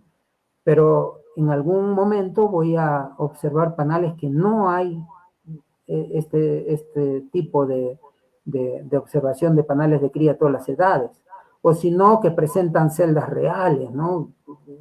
Al ser un panal y hay celdas reales, o si no, que tienen cría a todas las edades, pero solamente son zánganos, ¿no? O tienen defectos en la postura por alguna enfermedad o consanguinidad, son algunas cosas que podemos observar a la hora de revisar, ¿no? Nuestras colmenas. Por ejemplo, los que no tienen cría de todas las edades. De repente vamos a observar que solamente hay huevos y cría abierta, ¿no? La cría abierta le vamos a mencionar a las larvas y a los huevos vamos a decir cría abierta, ¿no? Para diferenciarlas de la cría operculada, ¿no? Que están en estadio de prepupa y pupa, ¿no? Entonces, solamente, o sea, solo hay cría operculada, no hay huevos ni larvas, solamente cría operculada. Entonces, observamos más al detalle, no veo celdas reales, ¿no? o de repente encontré por ahí un vestigio de una celda real, de un nacimiento, ¿no? Eso puede significar que la reina nació, pero todavía no pone huevos, por eso solamente estamos observando crioperculada, ¿no? O también que la reina nació, ¿no? Pero se extravió en su vuelo de fecundación, o sea, no hay reina, ¿no? Entonces, y también vamos a revisar nuestra colmena y no hay cría por ningún lado, no hay huevos, no hay larvas, no hay criopércula. Son algunos casos con los que podemos encontrarnos. Entonces, si solamente hay huevos, ¿no? y larvas, ¿no? O sea, cría abierta, eso puede significar que hay una reina nueva, ¿no? Que está empezando la postura, está iniciando la postura, por eso no vemos todavía cría operculada. ¿Bien? Ahora, si esta colonia se atrasó, o sea, se atrasó, quiere decir que al no haber cría naciente, no van a haber abejas jóvenes, ya saben que las nodrizas, ¿no? Solamente tienen una edad que oscila entre los 5 días hasta los 12 o 15 días y luego esa glándula se le atrofia. Entonces, si tenemos problemas, ¿no? Que esta colonia se atrasó, podríamos agregar un panal, ¿no? Con cría naciendo, ¿no? Cría operculada que esté naciendo. Un panal donde yo vea alguna abeja que está naciendo, ese es el panal que yo debo de incluir en esta colonia donde la reina esté iniciando la postura, porque son abejas que al día siguiente o ese día van a nacer y van a ser las nuevas nodrizas que van a alimentar toda esa cría que esta reina joven está poniendo, ¿no? También podríamos fusionar con otra colmena que esté huérfana, sin reina, por ejemplo, o una colonia que hemos detectado que tiene una reina envejecida, pues eliminamos la reina y la fusionamos con esta que tiene una reina iniciando postura, una reina joven. Ahora, si solamente hay crioperculada, pues no hay huevos ni larvas, no hay celdas reales, es muy probable que la reina nació pero todavía no está en postura. Y para ello nosotros tenemos que conocer muy bien la biología de la abeja. Tenemos que conocer muy bien cuál es el tiempo o cuánto tiempo transcurre desde su nacimiento hasta el inicio de la postura, ¿no? Si la reina nace, ¿no? Los primeros días, ¿no?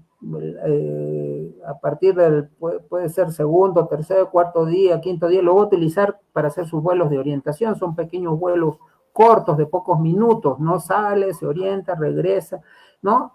En general, a partir del día 6 al día 8, ¿no? La reina sale a hacer su vuelo de fecundación, es lo normal, podría demorar 10 días, a veces me han demorado 2 semanas, pero en general, ¿no? Entre el día 6 al día 8, la reina sale a hacer este vuelo de fecundación, ¿ya? Es lo que hemos observado. Entonces, tenemos que cuantificar todos esos días, porque después de la fecundación, alrededor de unos 5 días más, ¿ya? Algunas 4, pero generalmente 5 días más después de su fecundación, ahí recién iniciaría la reina su postura. ¿Y qué pasa con los apicultores que no dominan o no tienen bien entendido la biología de la reina en este caso?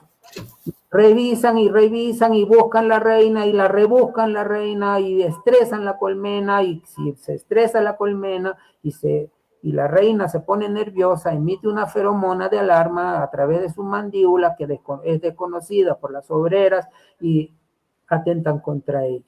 Terminan matando a su reina virgen, ¿no?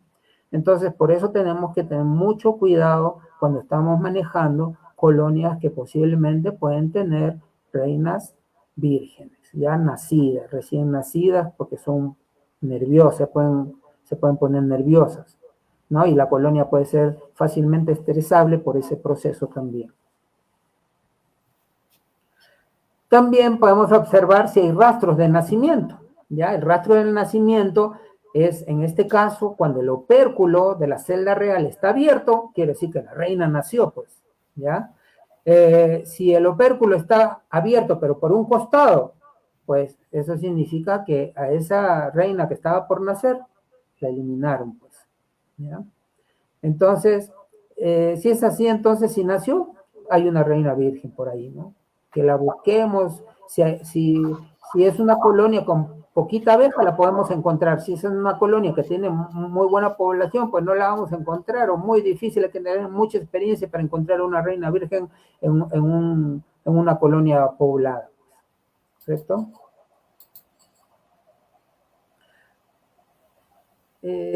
Generalmente no hay que hacerlo, ¿ya? Es una reinita que nació y nació en mi mano, pues, o sea, la tomé recién nacida saliendo de su celda, pero no hay que hacerlo porque a veces impregnamos olores, ¿no? de nuestra mano, que también podría ser que atenten eh, las abejas contra la reina, ¿ya? Contra la reina nacida. Por eso hay varios métodos, ¿no? Para introducir. Yo no manejo reinas vírgenes, ¿ya? Yo no introduzco reinas vírgenes en los núcleos para que sean fecundadas, porque más o menos tengo una aceptación como del 50%. Yo prefiero manejar celdas reales antes que la reina nazca, introducirlas a los núcleos de fecundación o las colonias huérfanas. Ya una reina virgen nacida, por eso es para mí, y esto le recomiendo a todos los apicultores, pues comprar reinas vírgenes, pues a veces es un gasto de dinero en vano, ¿ya? Y hay criadores de reinas que te venden reinas vírgenes, entonces, pero no te cuentan la verdad, pues no te dicen que manejar una reina virgen, a veces la aceptación es baja, pues, ¿no? Entonces estás perdiendo dinero. Otro caso, entonces la reina nació y se extravió en su vuelo nupcial, en su vuelo de fecundación, ¿ya? Aquí podríamos entonces agregar un panal con huevos y larvas, con todo y abejas, ya no va a haber problema porque esa colonia no tiene sustancia real, esa colonia huérfana no tiene feromonas de una reina, y si yo pongo un panal con huevos y larvas, las abejas que están sobre ese panal con huevos y larvas principalmente son nodrizas y son menos tóxicas, ¿no?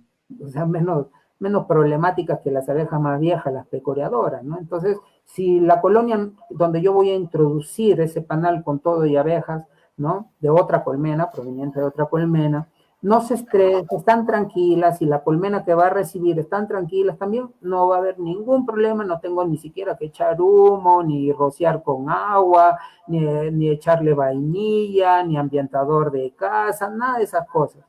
Lo pongo con mucho cuidado, que no se estresen nada más, como que en mi cuenta se dan y todo funciona bien, ¿ya?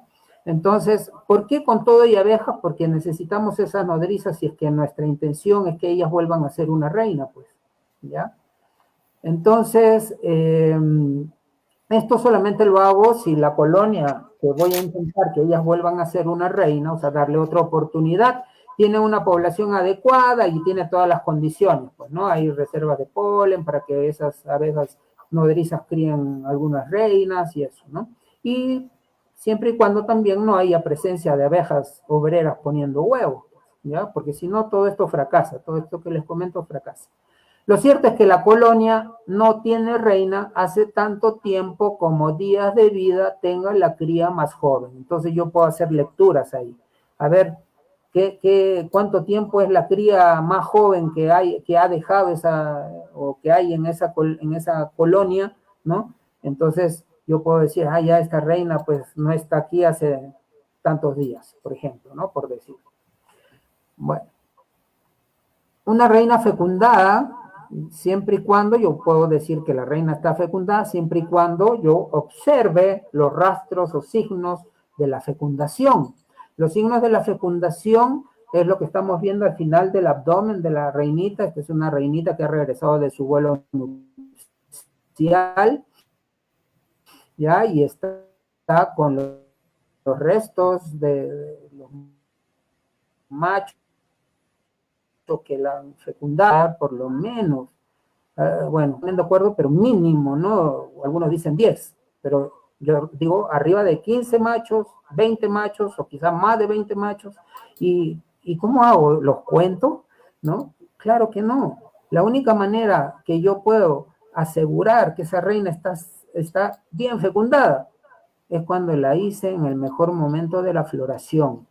Cuando en mi apiario estoy observando que hay abundancia de zánganos, significa que en los alrededores también hay abundancia de zánganos, en el mejor momento. ¿Ya? Porque no puedo contar, pues, cuántos zánganos le van a fecundar. Si lo hago en un momento donde evidencio que en mi apiario no hay zánganos o hay muy pocos, pues la posibilidad de que esa reina se fecunde bien es baja. ¿Correcto? Entonces nosotros los apicultores que podemos manejar esa observación, estamos llamados a hacer nuestras reinas, porque ya hay el tema de la compra de reinas, para mí, tiene sus dudas, ¿ya? Porque hay poco profesional criador de reinas, al menos aquí en el Perú y en México donde he vivido. Hay muchos problemas y mucho desagrado por parte de los apicultores al comprar reinas. Aquí en el Perú, cuando a mí me llaman, me dicen, le compré reina a fulano y compré 20, no sirve ni una, compré 30, tengo que matar la mitad. Y yo le digo, pero ¿y por qué no lo publican, pues? No, primero reclámale al que te vendió. No, dice que ha sido mi culpa. Entonces, pues hay poco profesionalismo en este tema, por eso la mayor seguridad que yo tengo es yo hacer mis propias reinas. Y también en este tema, pues una reina madre es lo peor que podemos tener en mi apiario. Yo en mi apiario, ¿no? Puedo tener decenas de reinas madres, o sea, reproducir decenas de reinas con las mejores características, ¿ya? Alguna vez en Chile, donde tuve más de 1000 colmenas, reproducía cientos de reinas. Entonces, eso es, para mí, lo mejor que un apicultor puede hacer, ¿no? Porque cuando a mí me llaman preguntándome si yo vendo reinas madres, yo le digo, ¿y para qué sería? O sea, ¿quieres tener una reina madre, madre de todas tus colmenas? O sea, ¿quieres tener todas tus colmenas con reinas hermanas? Entonces hay que tener mucho cuidado con eso, ¿ya? Y vuelvo a repetir, cuando yo compro a un criador de reinas, le digo, oiga, mándeme 50 reinas, me van a mandar todas las reinas hermanas, ¿entienden? Entonces por eso yo no, si yo compro a alguien, pues primero tengo que cerciorarme que tenga algún prestigio, alguna garantía, que no haya escuchado malos comentarios. Le compraré una, dos reinitas para refrescar la sangre en mi apiario, pues, ¿no? Entonces, para eso. Y eso lo puedo hacer con vecinos apicultores que yo de repente pueda estar asistiendo, que yo vea, porque todos nosotros apicultores tenemos en nuestros apiarios reinas excelentes, regulares y malas. Y tengo que saber aprender a seleccionar esto, ¿ya? Bueno, no me detengo mucho, vamos a seguir. Si no tienen cría de ninguna edad, o sea, no hay cría, de repente observo bien y ya estoy viendo dentro de las celditas, cuando la obrera comienza a poner huevos, a veces hemos evidenciado que pareciera que fuera de reina, ¿no? Un huevito en cada celda, quizás no en el centro del fondo, pero ya en el fondo, ¿ya? Ya nos podemos unos días confundir, pero después volvemos a revisar, y no, porque buscamos a la reina, no la encontramos, pero hay huevos, ¿no? Entonces a los pocos días ya estamos viendo varios huevos y mal puestos dentro de la celdilla, ¿no? Entonces, si todavía en este caso, ¿no? De no haber cría de ninguna edad, si todavía no hay obreras ponedoras, puedo fusionar con un núcleo, ¿no? Otra colmena, pero puedo agregar primero panales con cría abierta y cerrada, ¿ya? También puede ser con abejas y todo. ¿Para qué? Porque cuando las obreras comienzan a poner huevos, se dice que la colonia entró en una fase destructiva irreversible, ¿ya? Entonces, ¿qué pasa ahí? Que si yo compro una reina o le introduzco una reina a esa colonia, las obreras que están poniendo huevos se creen reinas y van a matar a esa reina. Entonces, por gusto voy a hacer ese trabajo, ¿no? Cuando ya hay obreras ponedoras, ya es un poco complejo revertir ese problema, ¿ya? Entonces, si yo quiero hacerlo, porque todavía, o quizás uno que otro huevito de obreras ponedoras vi, el agregar un panal con cría abierta es incorporar la feromona de la larva, porque la feromona de la larva, conjuntamente con la feromona que produce la reina, las feromonas de la reina, hace que las obreras se mantengan estériles y no pongan huevos, ¿ya? Y entonces estamos empezando a equilibrar nuevamente esa colonia, si es que vale la pena por el nivel de población que pueda tener a hueso. Hay varios manejos, ¿ya? Pero esto les comento. Y luego de unos días que ya puse el panal con cría operculada naciendo y un panal con larvas, ahí recién puedo introducir una reina. Antes no, porque antes peligra la reina que la lastimen las obreras ponedoras. Ahora, si observamos celdas reales, ¿no? La formación de celdas reales, sabemos que existen tipos, ¿no? Las celdas reales de reemplazo, las celdas reales de emergencia o salvamento, las celdas reales de enjambrazón, ¿no? Pero todos, en este caso, todas estas celdas reales tienen un denominador común que es la falta de sustancia real, ¿no? Cuando la reina la están preparando las obreras para enjambrar, lo primero que vamos a observar en la colmena es una disminución de la postura, ¿no? Hay menos cantidad de cría, ¿no? O sea, donde debería de haber postura o huevos, hay néctar, por ejemplo, ¿no? Porque ocurre en el periodo estival de floración, en el periodo de abundancia, ocurre esta enjambrazón en la forma como se divide la colonia, ¿no?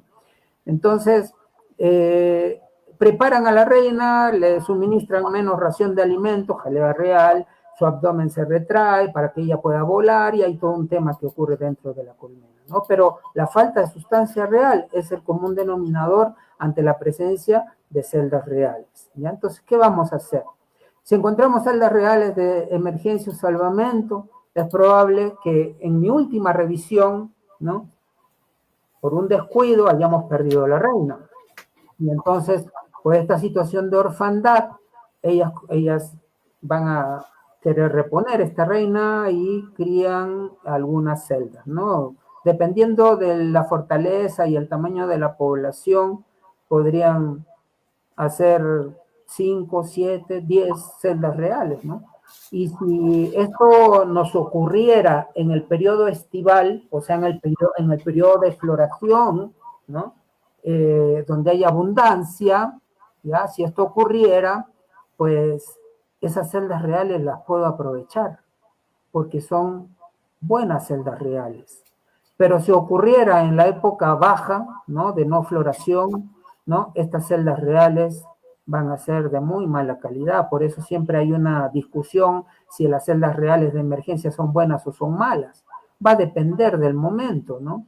Y tengo muchas pruebas de esto porque hay un método que yo he practicado, que yo le denominé el método de crianza de reinas, el método multigenética, ¿no? Entonces, que es prácticamente una colmena, un gran núcleo ciego le llaman, o sea, sin reina, proveniente con panales de diferentes colmenas seleccionadas, y hago que ellas solas hagan sus reinas en diferentes panales de diferente genética. Es un tema no complicado, pero es un tema que he comprobado que las reinas que salen de emergencia, en este caso así denominadas, son reinas de buena calidad, siempre y cuando sea el momento adecuado, ¿ya?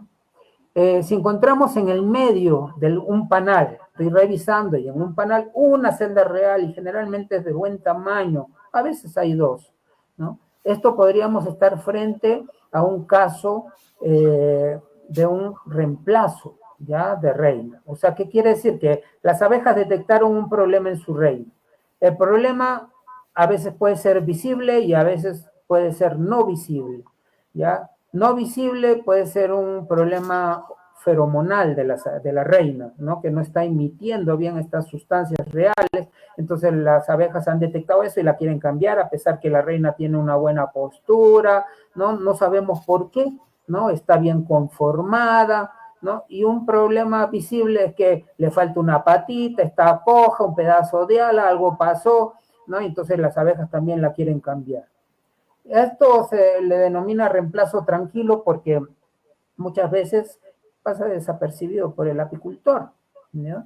Entonces, vamos a observar en algún momento en la colmena dos reinas, la reina madre y la reina hija. Acá, bueno, es notorio porque es una hija recién nacida, ¿no? Y están conviviendo las dos, no se va a pelear, o sea, no va a haber un duelo real, no va a haber nada de eso.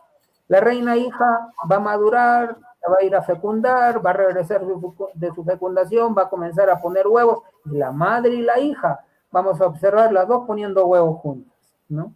Los apicultores que desconocen estos casos están tentados a hacer un núcleo, ¿no? Dicen, no, dos reinas, voy a hacer un núcleo, separan.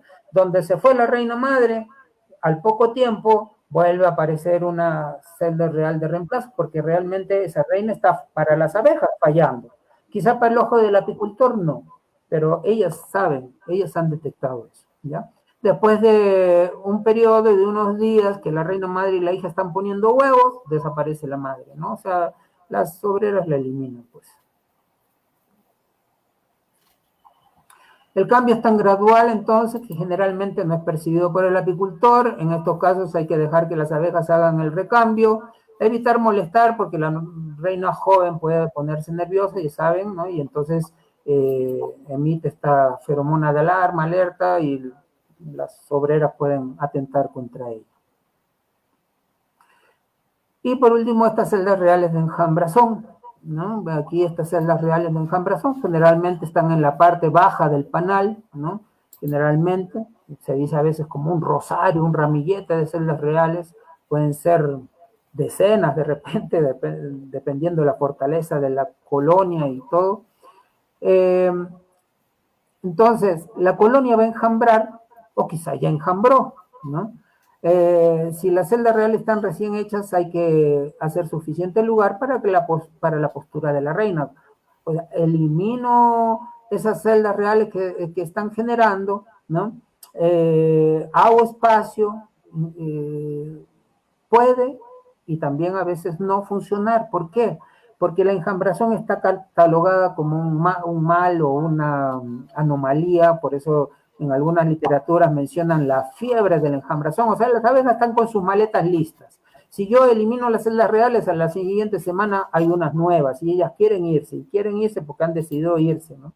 Entonces, una manera sería debilitar esa colonia, pues, o sea, sacar panales, ¿no? Panales con cría operculada, por ejemplo, reemplazar por panales vacíos, ¿no? O sea, debilitar para que ya pierdan ese instinto de reproducirse, de enjambrar, ¿correcto?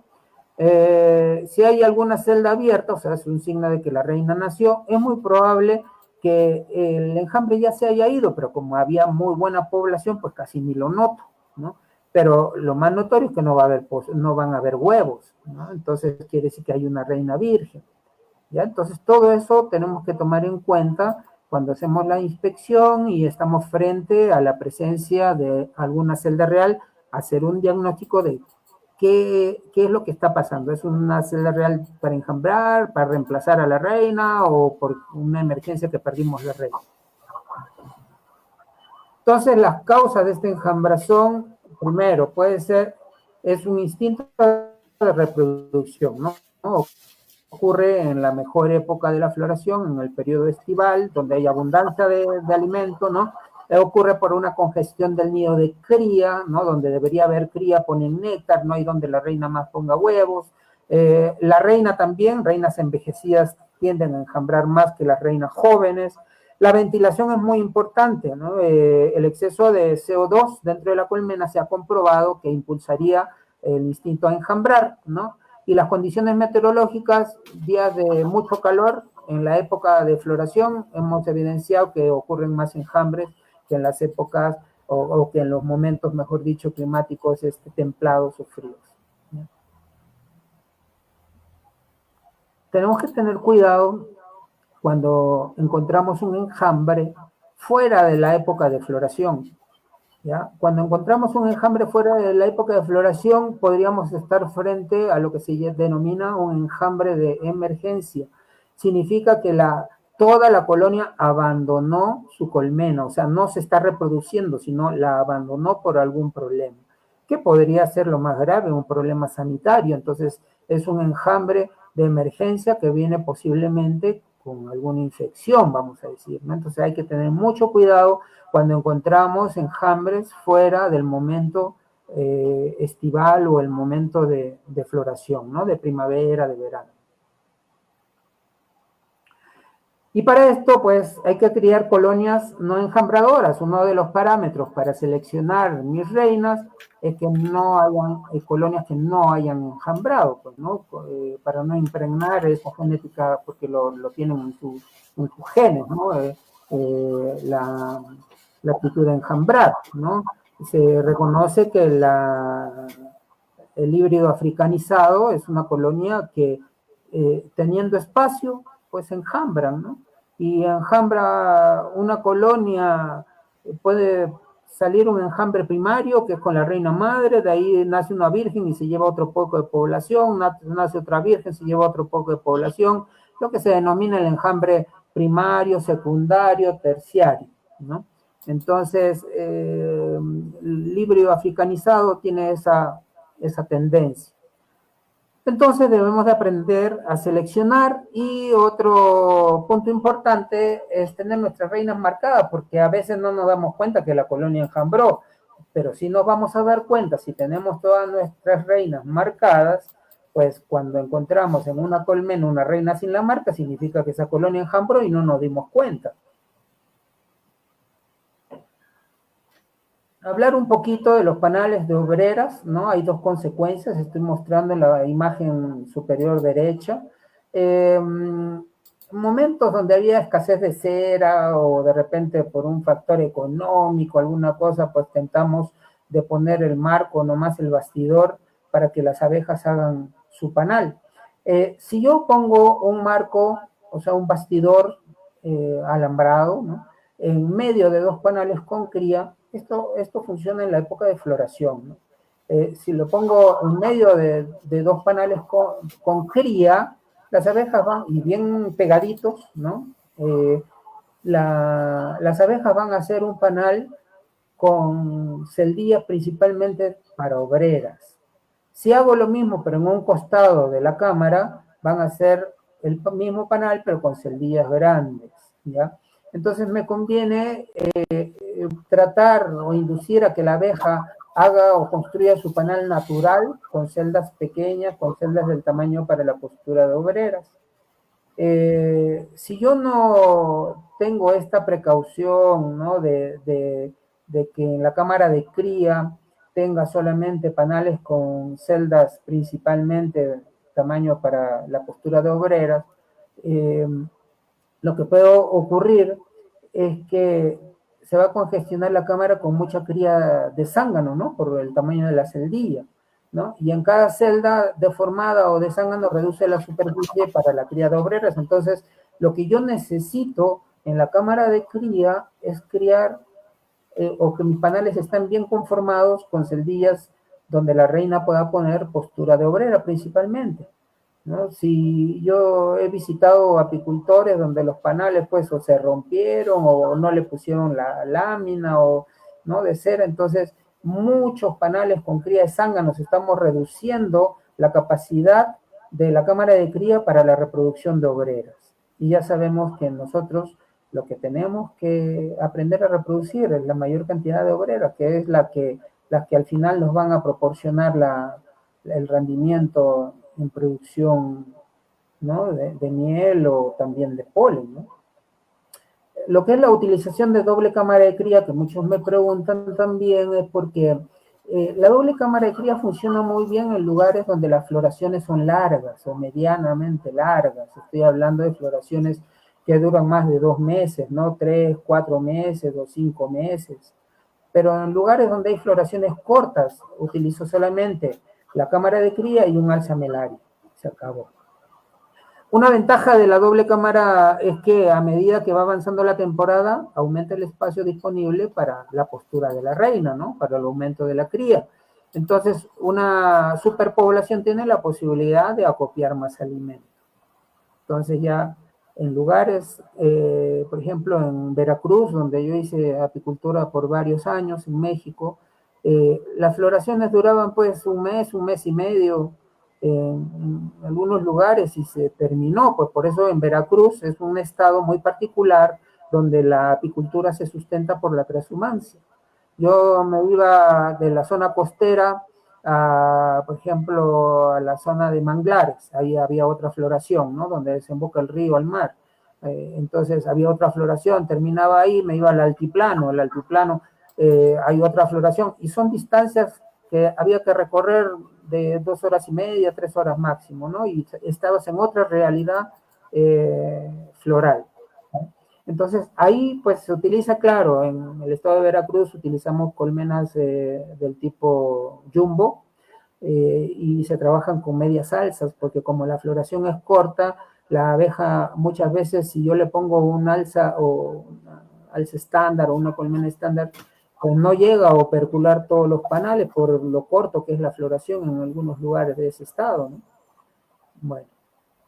La ventilación es muy importante, se debe retirar el guardapiquera para al iniciar la mielada, ¿no? Es ya una época de un clima más favorable, ¿no? Y si aumenta la población tiene que estar bien ventilada, ¿no? Si no funciona y vemos que todavía hay una aglomeración de abejas en la tabla de vuelo, en la cara frontal de la colmena, algunos apicultores le hacen como en la imagen, en la fotografía, un hueco en el alza, ¿no? Que es también para la ventilación. Tiene una malla, ¿no? Pero es un hueco en el alza que también sirve para ventilar, o si no, le ponen unos palitos, ¿no? En el piso o entre el alza y la cámara de cría para que disipe un poco el calor. Algunos tienen la entretapa con un orificio también, que es para disipar y hay una mejor ventilación.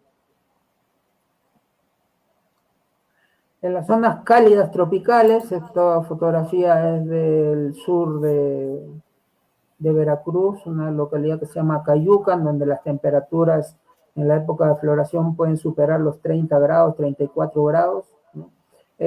Pues imposible tener las colmenas a campo abierto, hay que ponerlas a media sombra, ¿no? Estos son unos árboles de mangales, un fondo de mangales, y media sombra, y también funciona pintarlas, y que las pinto las colmenas con colores claros, ¿no? El blanco funciona bien porque refracta mejor los rayos solares, ¿no? Se refrescan más.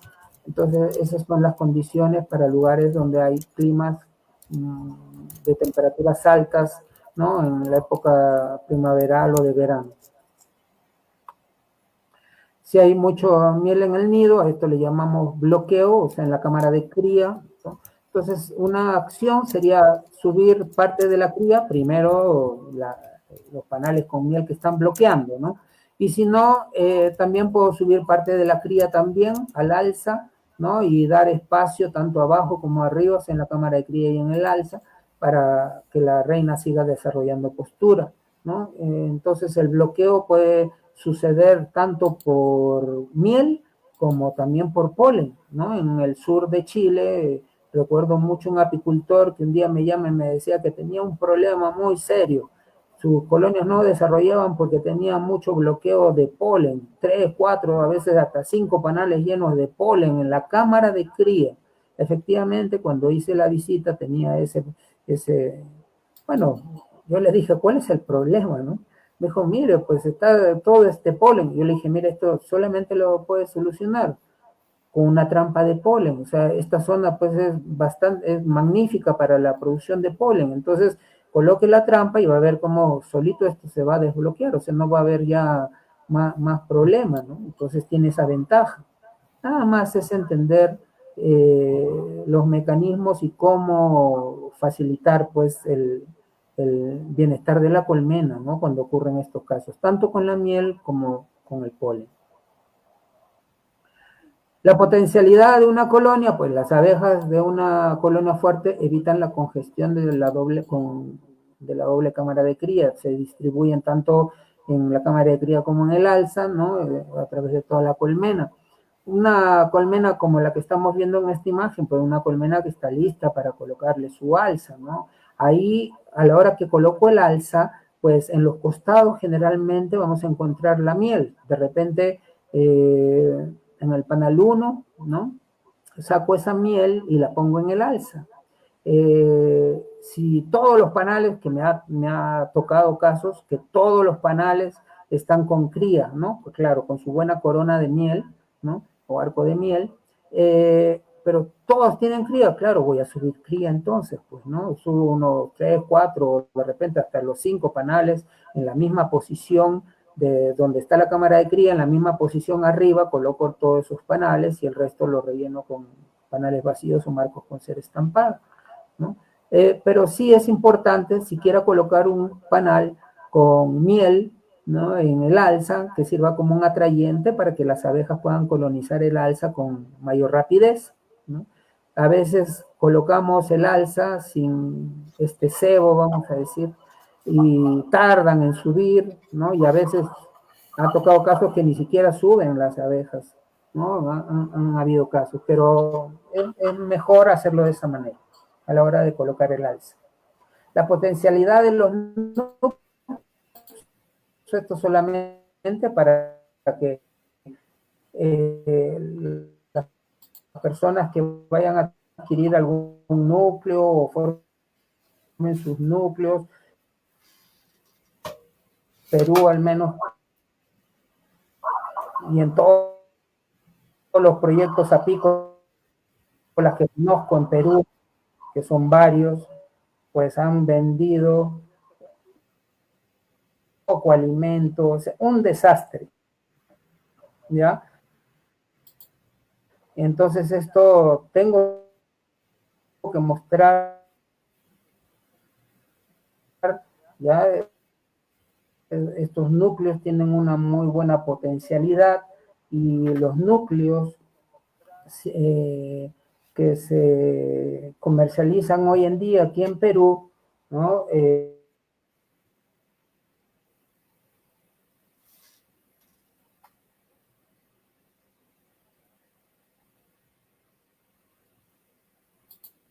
Se cortó el micrófono sin darse cuenta, Javier.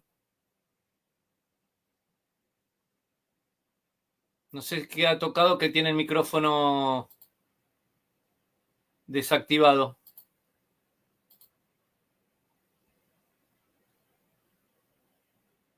A ver si lo puede activar. Veníamos bien. No, ahí salió.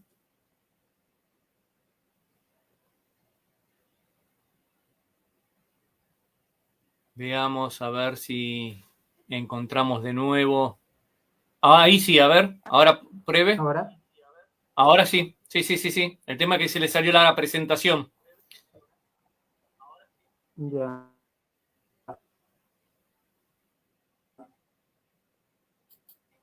¿Recuerda cómo ingresar?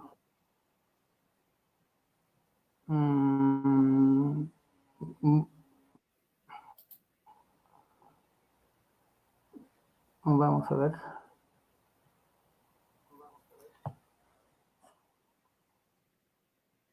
Ya falta poco a todo. Hubo un montón de preguntas. Le dije a todos que vayan acomodándose para el final de la charla. Así vamos a hacer las preguntas al final. A ver si lo puedo ayudar. ¿Se acuerda que tenía que ir abajo de todo donde tenía para presentar? ¿Sí? Digamos, es como un cuadradito para ver la presentación.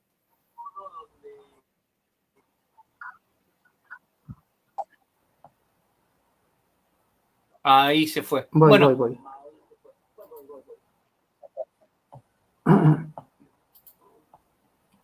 Si quiere, vamos con algunas preguntas mientras que usted va organizándose ahí. ¿Le parece? Ok. Nos preguntan qué opinión tiene y si ha escuchado sobre la colmena Peroné o el sistema Peroné.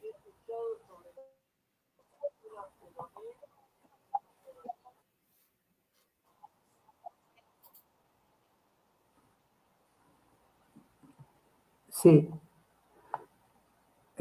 ¿Sí me escucha, Rodrigo? Yo le escucho perfecto. Ahí está, ahí estamos, de nuevo. Continuemos con esto y después seguimos. Ya, perfecto. Entonces, actualmente se comercializan panales, núcleos con 5 panales, 3 de cría, 2 panales con alimento y lo mismo, ¿no? Un panal, unas 10.000 abejas, una reina joven, a veces viene con un panal, un marco con cera estampada, a veces lo he visto así, no sé, estos núcleos de 5 panales, a veces viene con un panal vacío también, ¿no? En realidad, si yo voy a comprar un núcleo de 5 panales, tiene que venir 3 panales con cría, y si de esos 3 panales con cría viene por lo menos uno con cría operculada, excelente. Si viene de esos 3 panales con cría, 2 con cría operculada, muy buen núcleo. Y si vienen los 3 panales con cría operculada, me saqué la lotería con ese núcleo, ¿ya? Pero si vienen los 3 panales con huevos, larvas, pues es un núcleo que va a tardar en su desarrollo, ¿correcto? Bueno, esto nada más para que tengan en cuenta cuando compren un núcleo cómo es que deben de venir. Los panales tienen que ser no negros, ¿ya? O sea, no muy envejecidos, tienen que ser preferentemente panales nuevos, ¿no? Claros, no muy negros, ¿ya? Porque muchos que venden núcleos venden sus desechos, ¿no? En vez de fundir esa cera de esos panales negros, lo venden como núcleos, ¿ya? Bueno, es poco profesional eso. A ver. Ahora.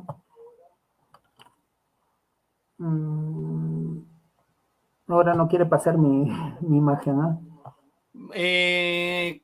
En el costado, ponga con el cursor para abajo. Ajá, sí, en eso estoy. Un segundo. No, no pasa mi imagen.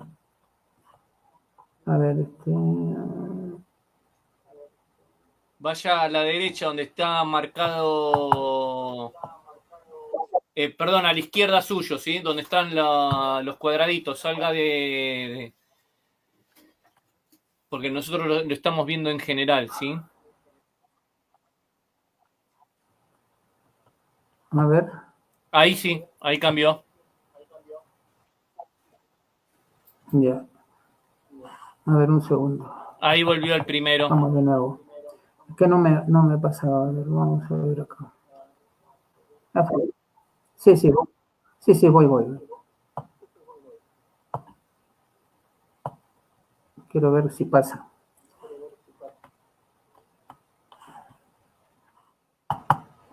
Y si no, páselo No, como no lo puedo estaba pasando manejar. recién, ¿eh? A ver. Ahí está.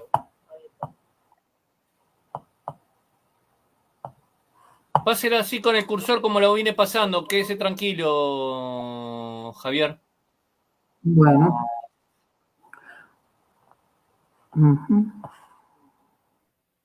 Ya sé. Ahí creo que era. Ahí estamos. Ajá.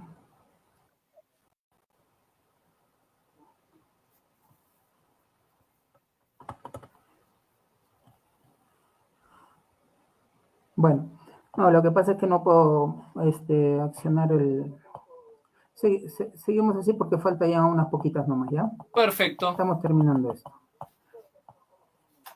Ya, entonces, ¿cómo se reconoce en sus comienzos de una colonia de obreras ponedoras?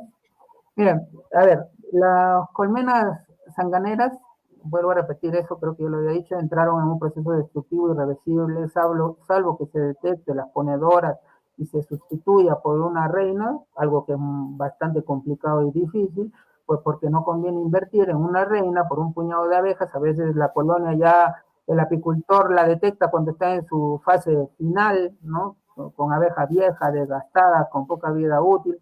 Entonces lo mejor es desarmar esta colonia, ¿no? Desarmarla y repartir ese puñado de abejas a otra colmena, ¿no? Siempre y cuando la colonia no presente algún signo de un problema sanitario, ¿ya? Vamos a observar, pues, en los defectos de la cría salteada. Les decía hace un rato, por ejemplo, ahí estamos marcando un huevo, más abajo una cría operculada, al costado una larva pequeña, arriba una larva más grande. Pues todo esto tenemos que saber identificar tempranamente, oportunamente, porque todos los problemas en nuestras colmenas son progresivos, ¿no? O sea, no es que hoy día esté bonita mi colmena y mañana esté mal, no, todo esto es progresivo y el apicultor tiene que tener la capacidad para detectar, ¿no?, estos pequeños cambios, ¿correcto? Lo que es la consanguinidad, rara vez, quizás podría decir nunca, ¿no? Lo he visto en mis colmenas. Yo trabajo con varias líneas genéticas, no tengo una reina madre, tengo muchas reinas madres y eso me asegura que en mis colmenas o en mi apiario nunca se va a presentar un problema de consanguinidad. El problema de consanguinidad se evidencia a veces por la cría salteada, se evidencia por abejas muy pequeñitas, ¿no?, que no tienen que ver con la nutrición, no tienen que ver con varroa, sino es un problema genético, ¿no?, de esto de la consanguinidad que se describe en los libros, pero como les vuelvo a repetir, nunca, podría asegurar, nunca lo he visto, nunca he estado frente a este problema, ¿ya? Porque trabajo con muchas líneas genéticas en mis apiarios.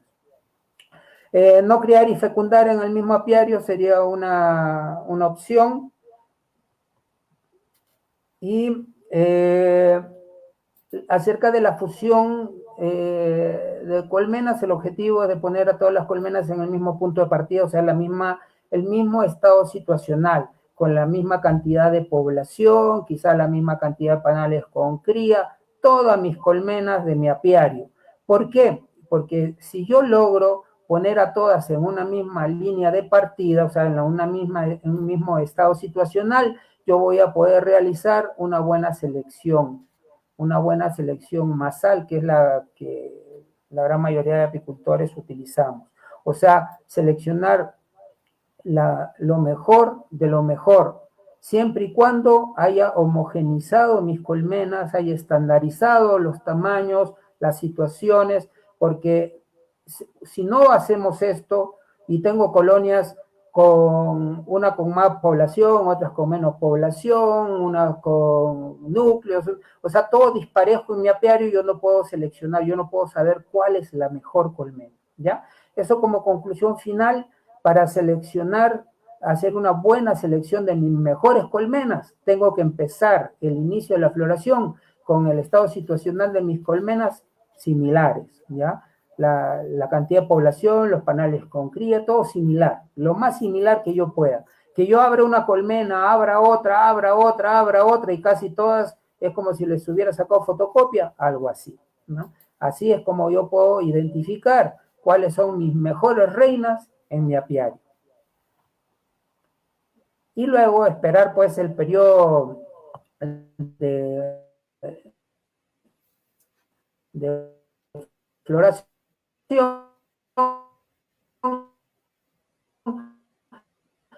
con una gran actividad. Bueno, para los que están en un ordenador van al final esto, ya, y solamente para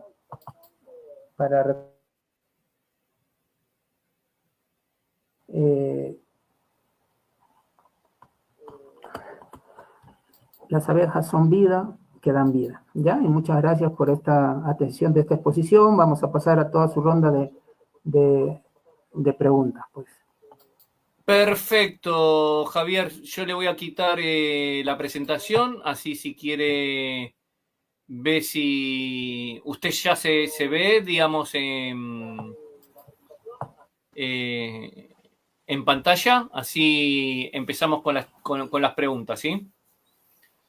Bueno, una de las preguntas principales que nos están haciendo acá es, ¿cada cuándo usted recomienda cambiar las reinas? ¿Cada 2 años? ¿Cada 1 año? ¿Cada 3?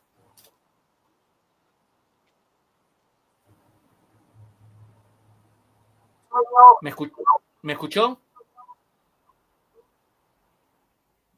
Bien. Sí, entrecortado, pero sí escucho. A ver, ¿sí me escucha bien? Sí, perfecto.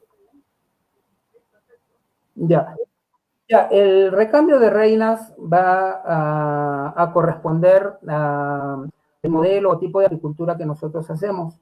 O sea, si yo soy un apicultor trashumante, o sea, que muevo mis colmenas durante el año de un lugar a otro lugar, ¿no? En busca de nuevas floraciones, estoy exigiendo mi colonia, estoy exigiendo a mi reina, entonces es preferible que las cambie cada año, ¿ya? Si soy un apicultor trashumante. Si soy un apicultor, ¿no? Que no me muevo de mi zona, pues mis reinas me pueden durar 2 años y en ocasiones me han durado 3 años productivamente, ¿ya? Entonces, si soy un apicultor que llevo mis colmenas a la polinización, es preferible cambiarla todos los años, ¿ya? Eso sería. Perfecto. También nos preguntan ¿cuándo le gusta a usted más hacer el tema de crianza de reinas. ¿Al comienzo de temporada, durante toda la temporada o fin de temporada? Pues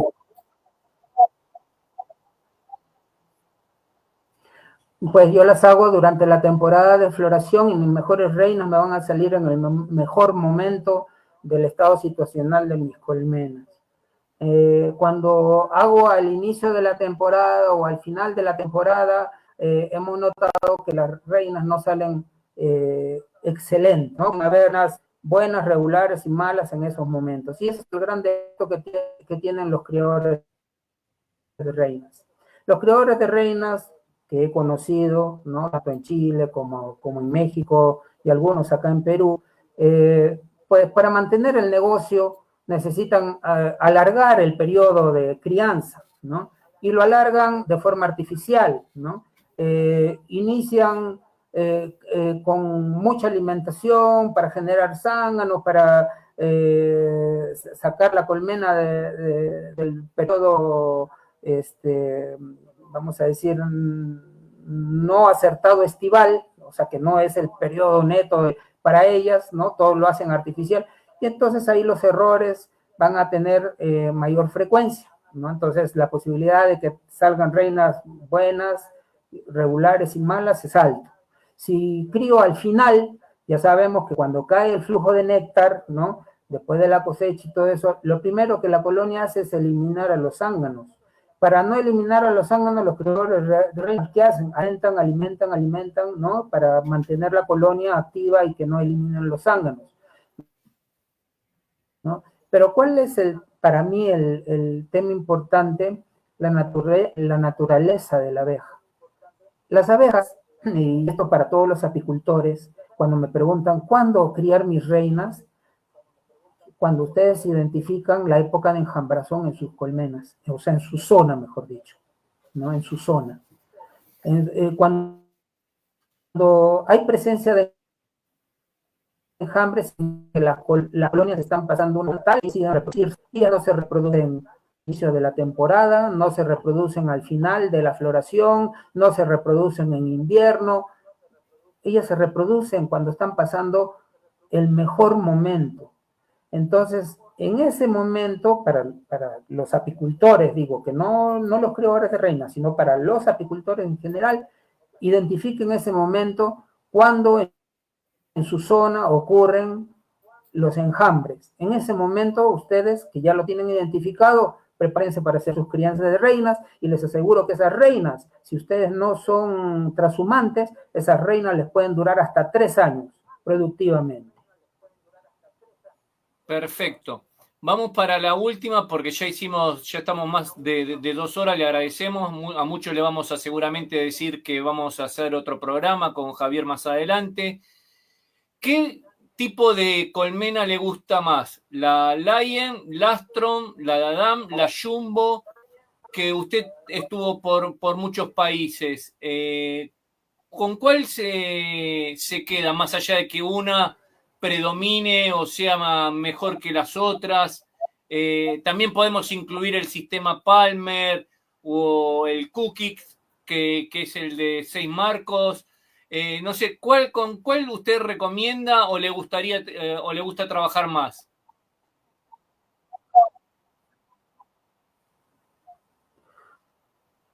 Bueno, a ver,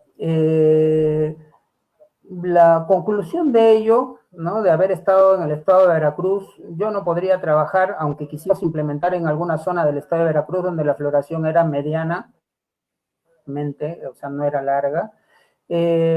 Implementamos las colmenas estándar. ¿Ya? En el resto de México, tanto en el norte, utilizan estándar. Yo toda mi vida usé estándar, en Chile usé estándar, ¿no? Practiqué otros modelos de colmenas, como las colmenas baúl o ataúd, le llaman algunos. Practiqué colmenas Kenia, antes mencionaste sobre Perón, lo conocí a Oscar Perón en Chile, ¿no? Que en paz descanse. El sistema donde él lo practicó, ¿no? Y determinó que era eficiente en su zona, yo no dudo que haya sido eficiente, pero no para traspolar esto a todos los países, ¿no? Por eso él tuvo serios problemas, denuncia, demanda, por estafa, por un montón de cosas tuvo en su vida, porque los apicultores que implementaron su sistema de la colmena Perone, pues se sintieron engañados, ¿no? Porque en algunos lugares funcionaba, en otros no. Hoy en día la permapicultura no es para cualquier lugar. Ya la permapicultura, si yo estoy rodeado de apicultores, no funciona. No funciona por muchos problemas. Que la abeja vuelva a su estado natural es un poco complejo en algunos lugares donde tenemos las contaminaciones altas de problemas sanitarios, de químicos y eso, ¿no? Entonces yo me quedo con la colmena estándar, ¿no? La colmena Langstroth, me quedo porque para mí es lo más práctico. Utilizo también para las fecundaciones núcleos con panales estándar. No hago babies. Alguna vez utilicé colmenas baby con serios problemas, ¿no? Serios problemas cuando habían flujos explosivos, néctar se saturaban y la reina no había dónde ponga huevos. Entonces tiene sus ventajas, desventajas, no es para cualquier lado. Lo que yo puedo sugerir, ¿no? En este caso a los apicultores, es que vayan con cautela y practiquen y prueben en su zona, porque lo que a mí me funciona hoy en día aquí en el Valle Sagrado de los Incas, en Urubamba, en la región Cusco, no me funcionaría ni en Chile, no me funcionaría ni en México la forma de implementar mi manejo. Entonces, cada uno implementa su forma de manejo en su zona, con sus reglas, con sus posibilidades, con sus condiciones, ¿no? Cada uno, lo más importante para mí de un apicultor es conocer perfectamente la vida de las abejas, sus problemas. Eso es lo más importante, ¿no? Y andar con mucho criterio en el manejo de ellas. Perfecto, Javier. Bueno, a todos le decimos muchísimas gracias. Gracias por haber participado en esta conferencia. Recuerde que los martes tenemos Entre Apicultores, los jueves un mano a mano, los domingos tenemos ciencia y apicultura, los sábados el sistema Palmer, los lunes el sistema de apicultura tradicional, todo en el canal de YouTube. Así que bueno, Javier, nuevamente muchísimas gracias, a todos los recomiendo, sigan a Javier Sarmiento en las redes, sigan y anótense en todos los cursos que él da. La verdad, como ven, tiene una forma de explicar y de enseñar muy buena, muy valiosa para todos. Así que bueno, aprovechen las redes sociales, comuníquense con él, sigan participando y nos veremos en un próximo episodio que pasará acá en Apicultura Sin Fronteras. Que tengan muy buenas noches todos.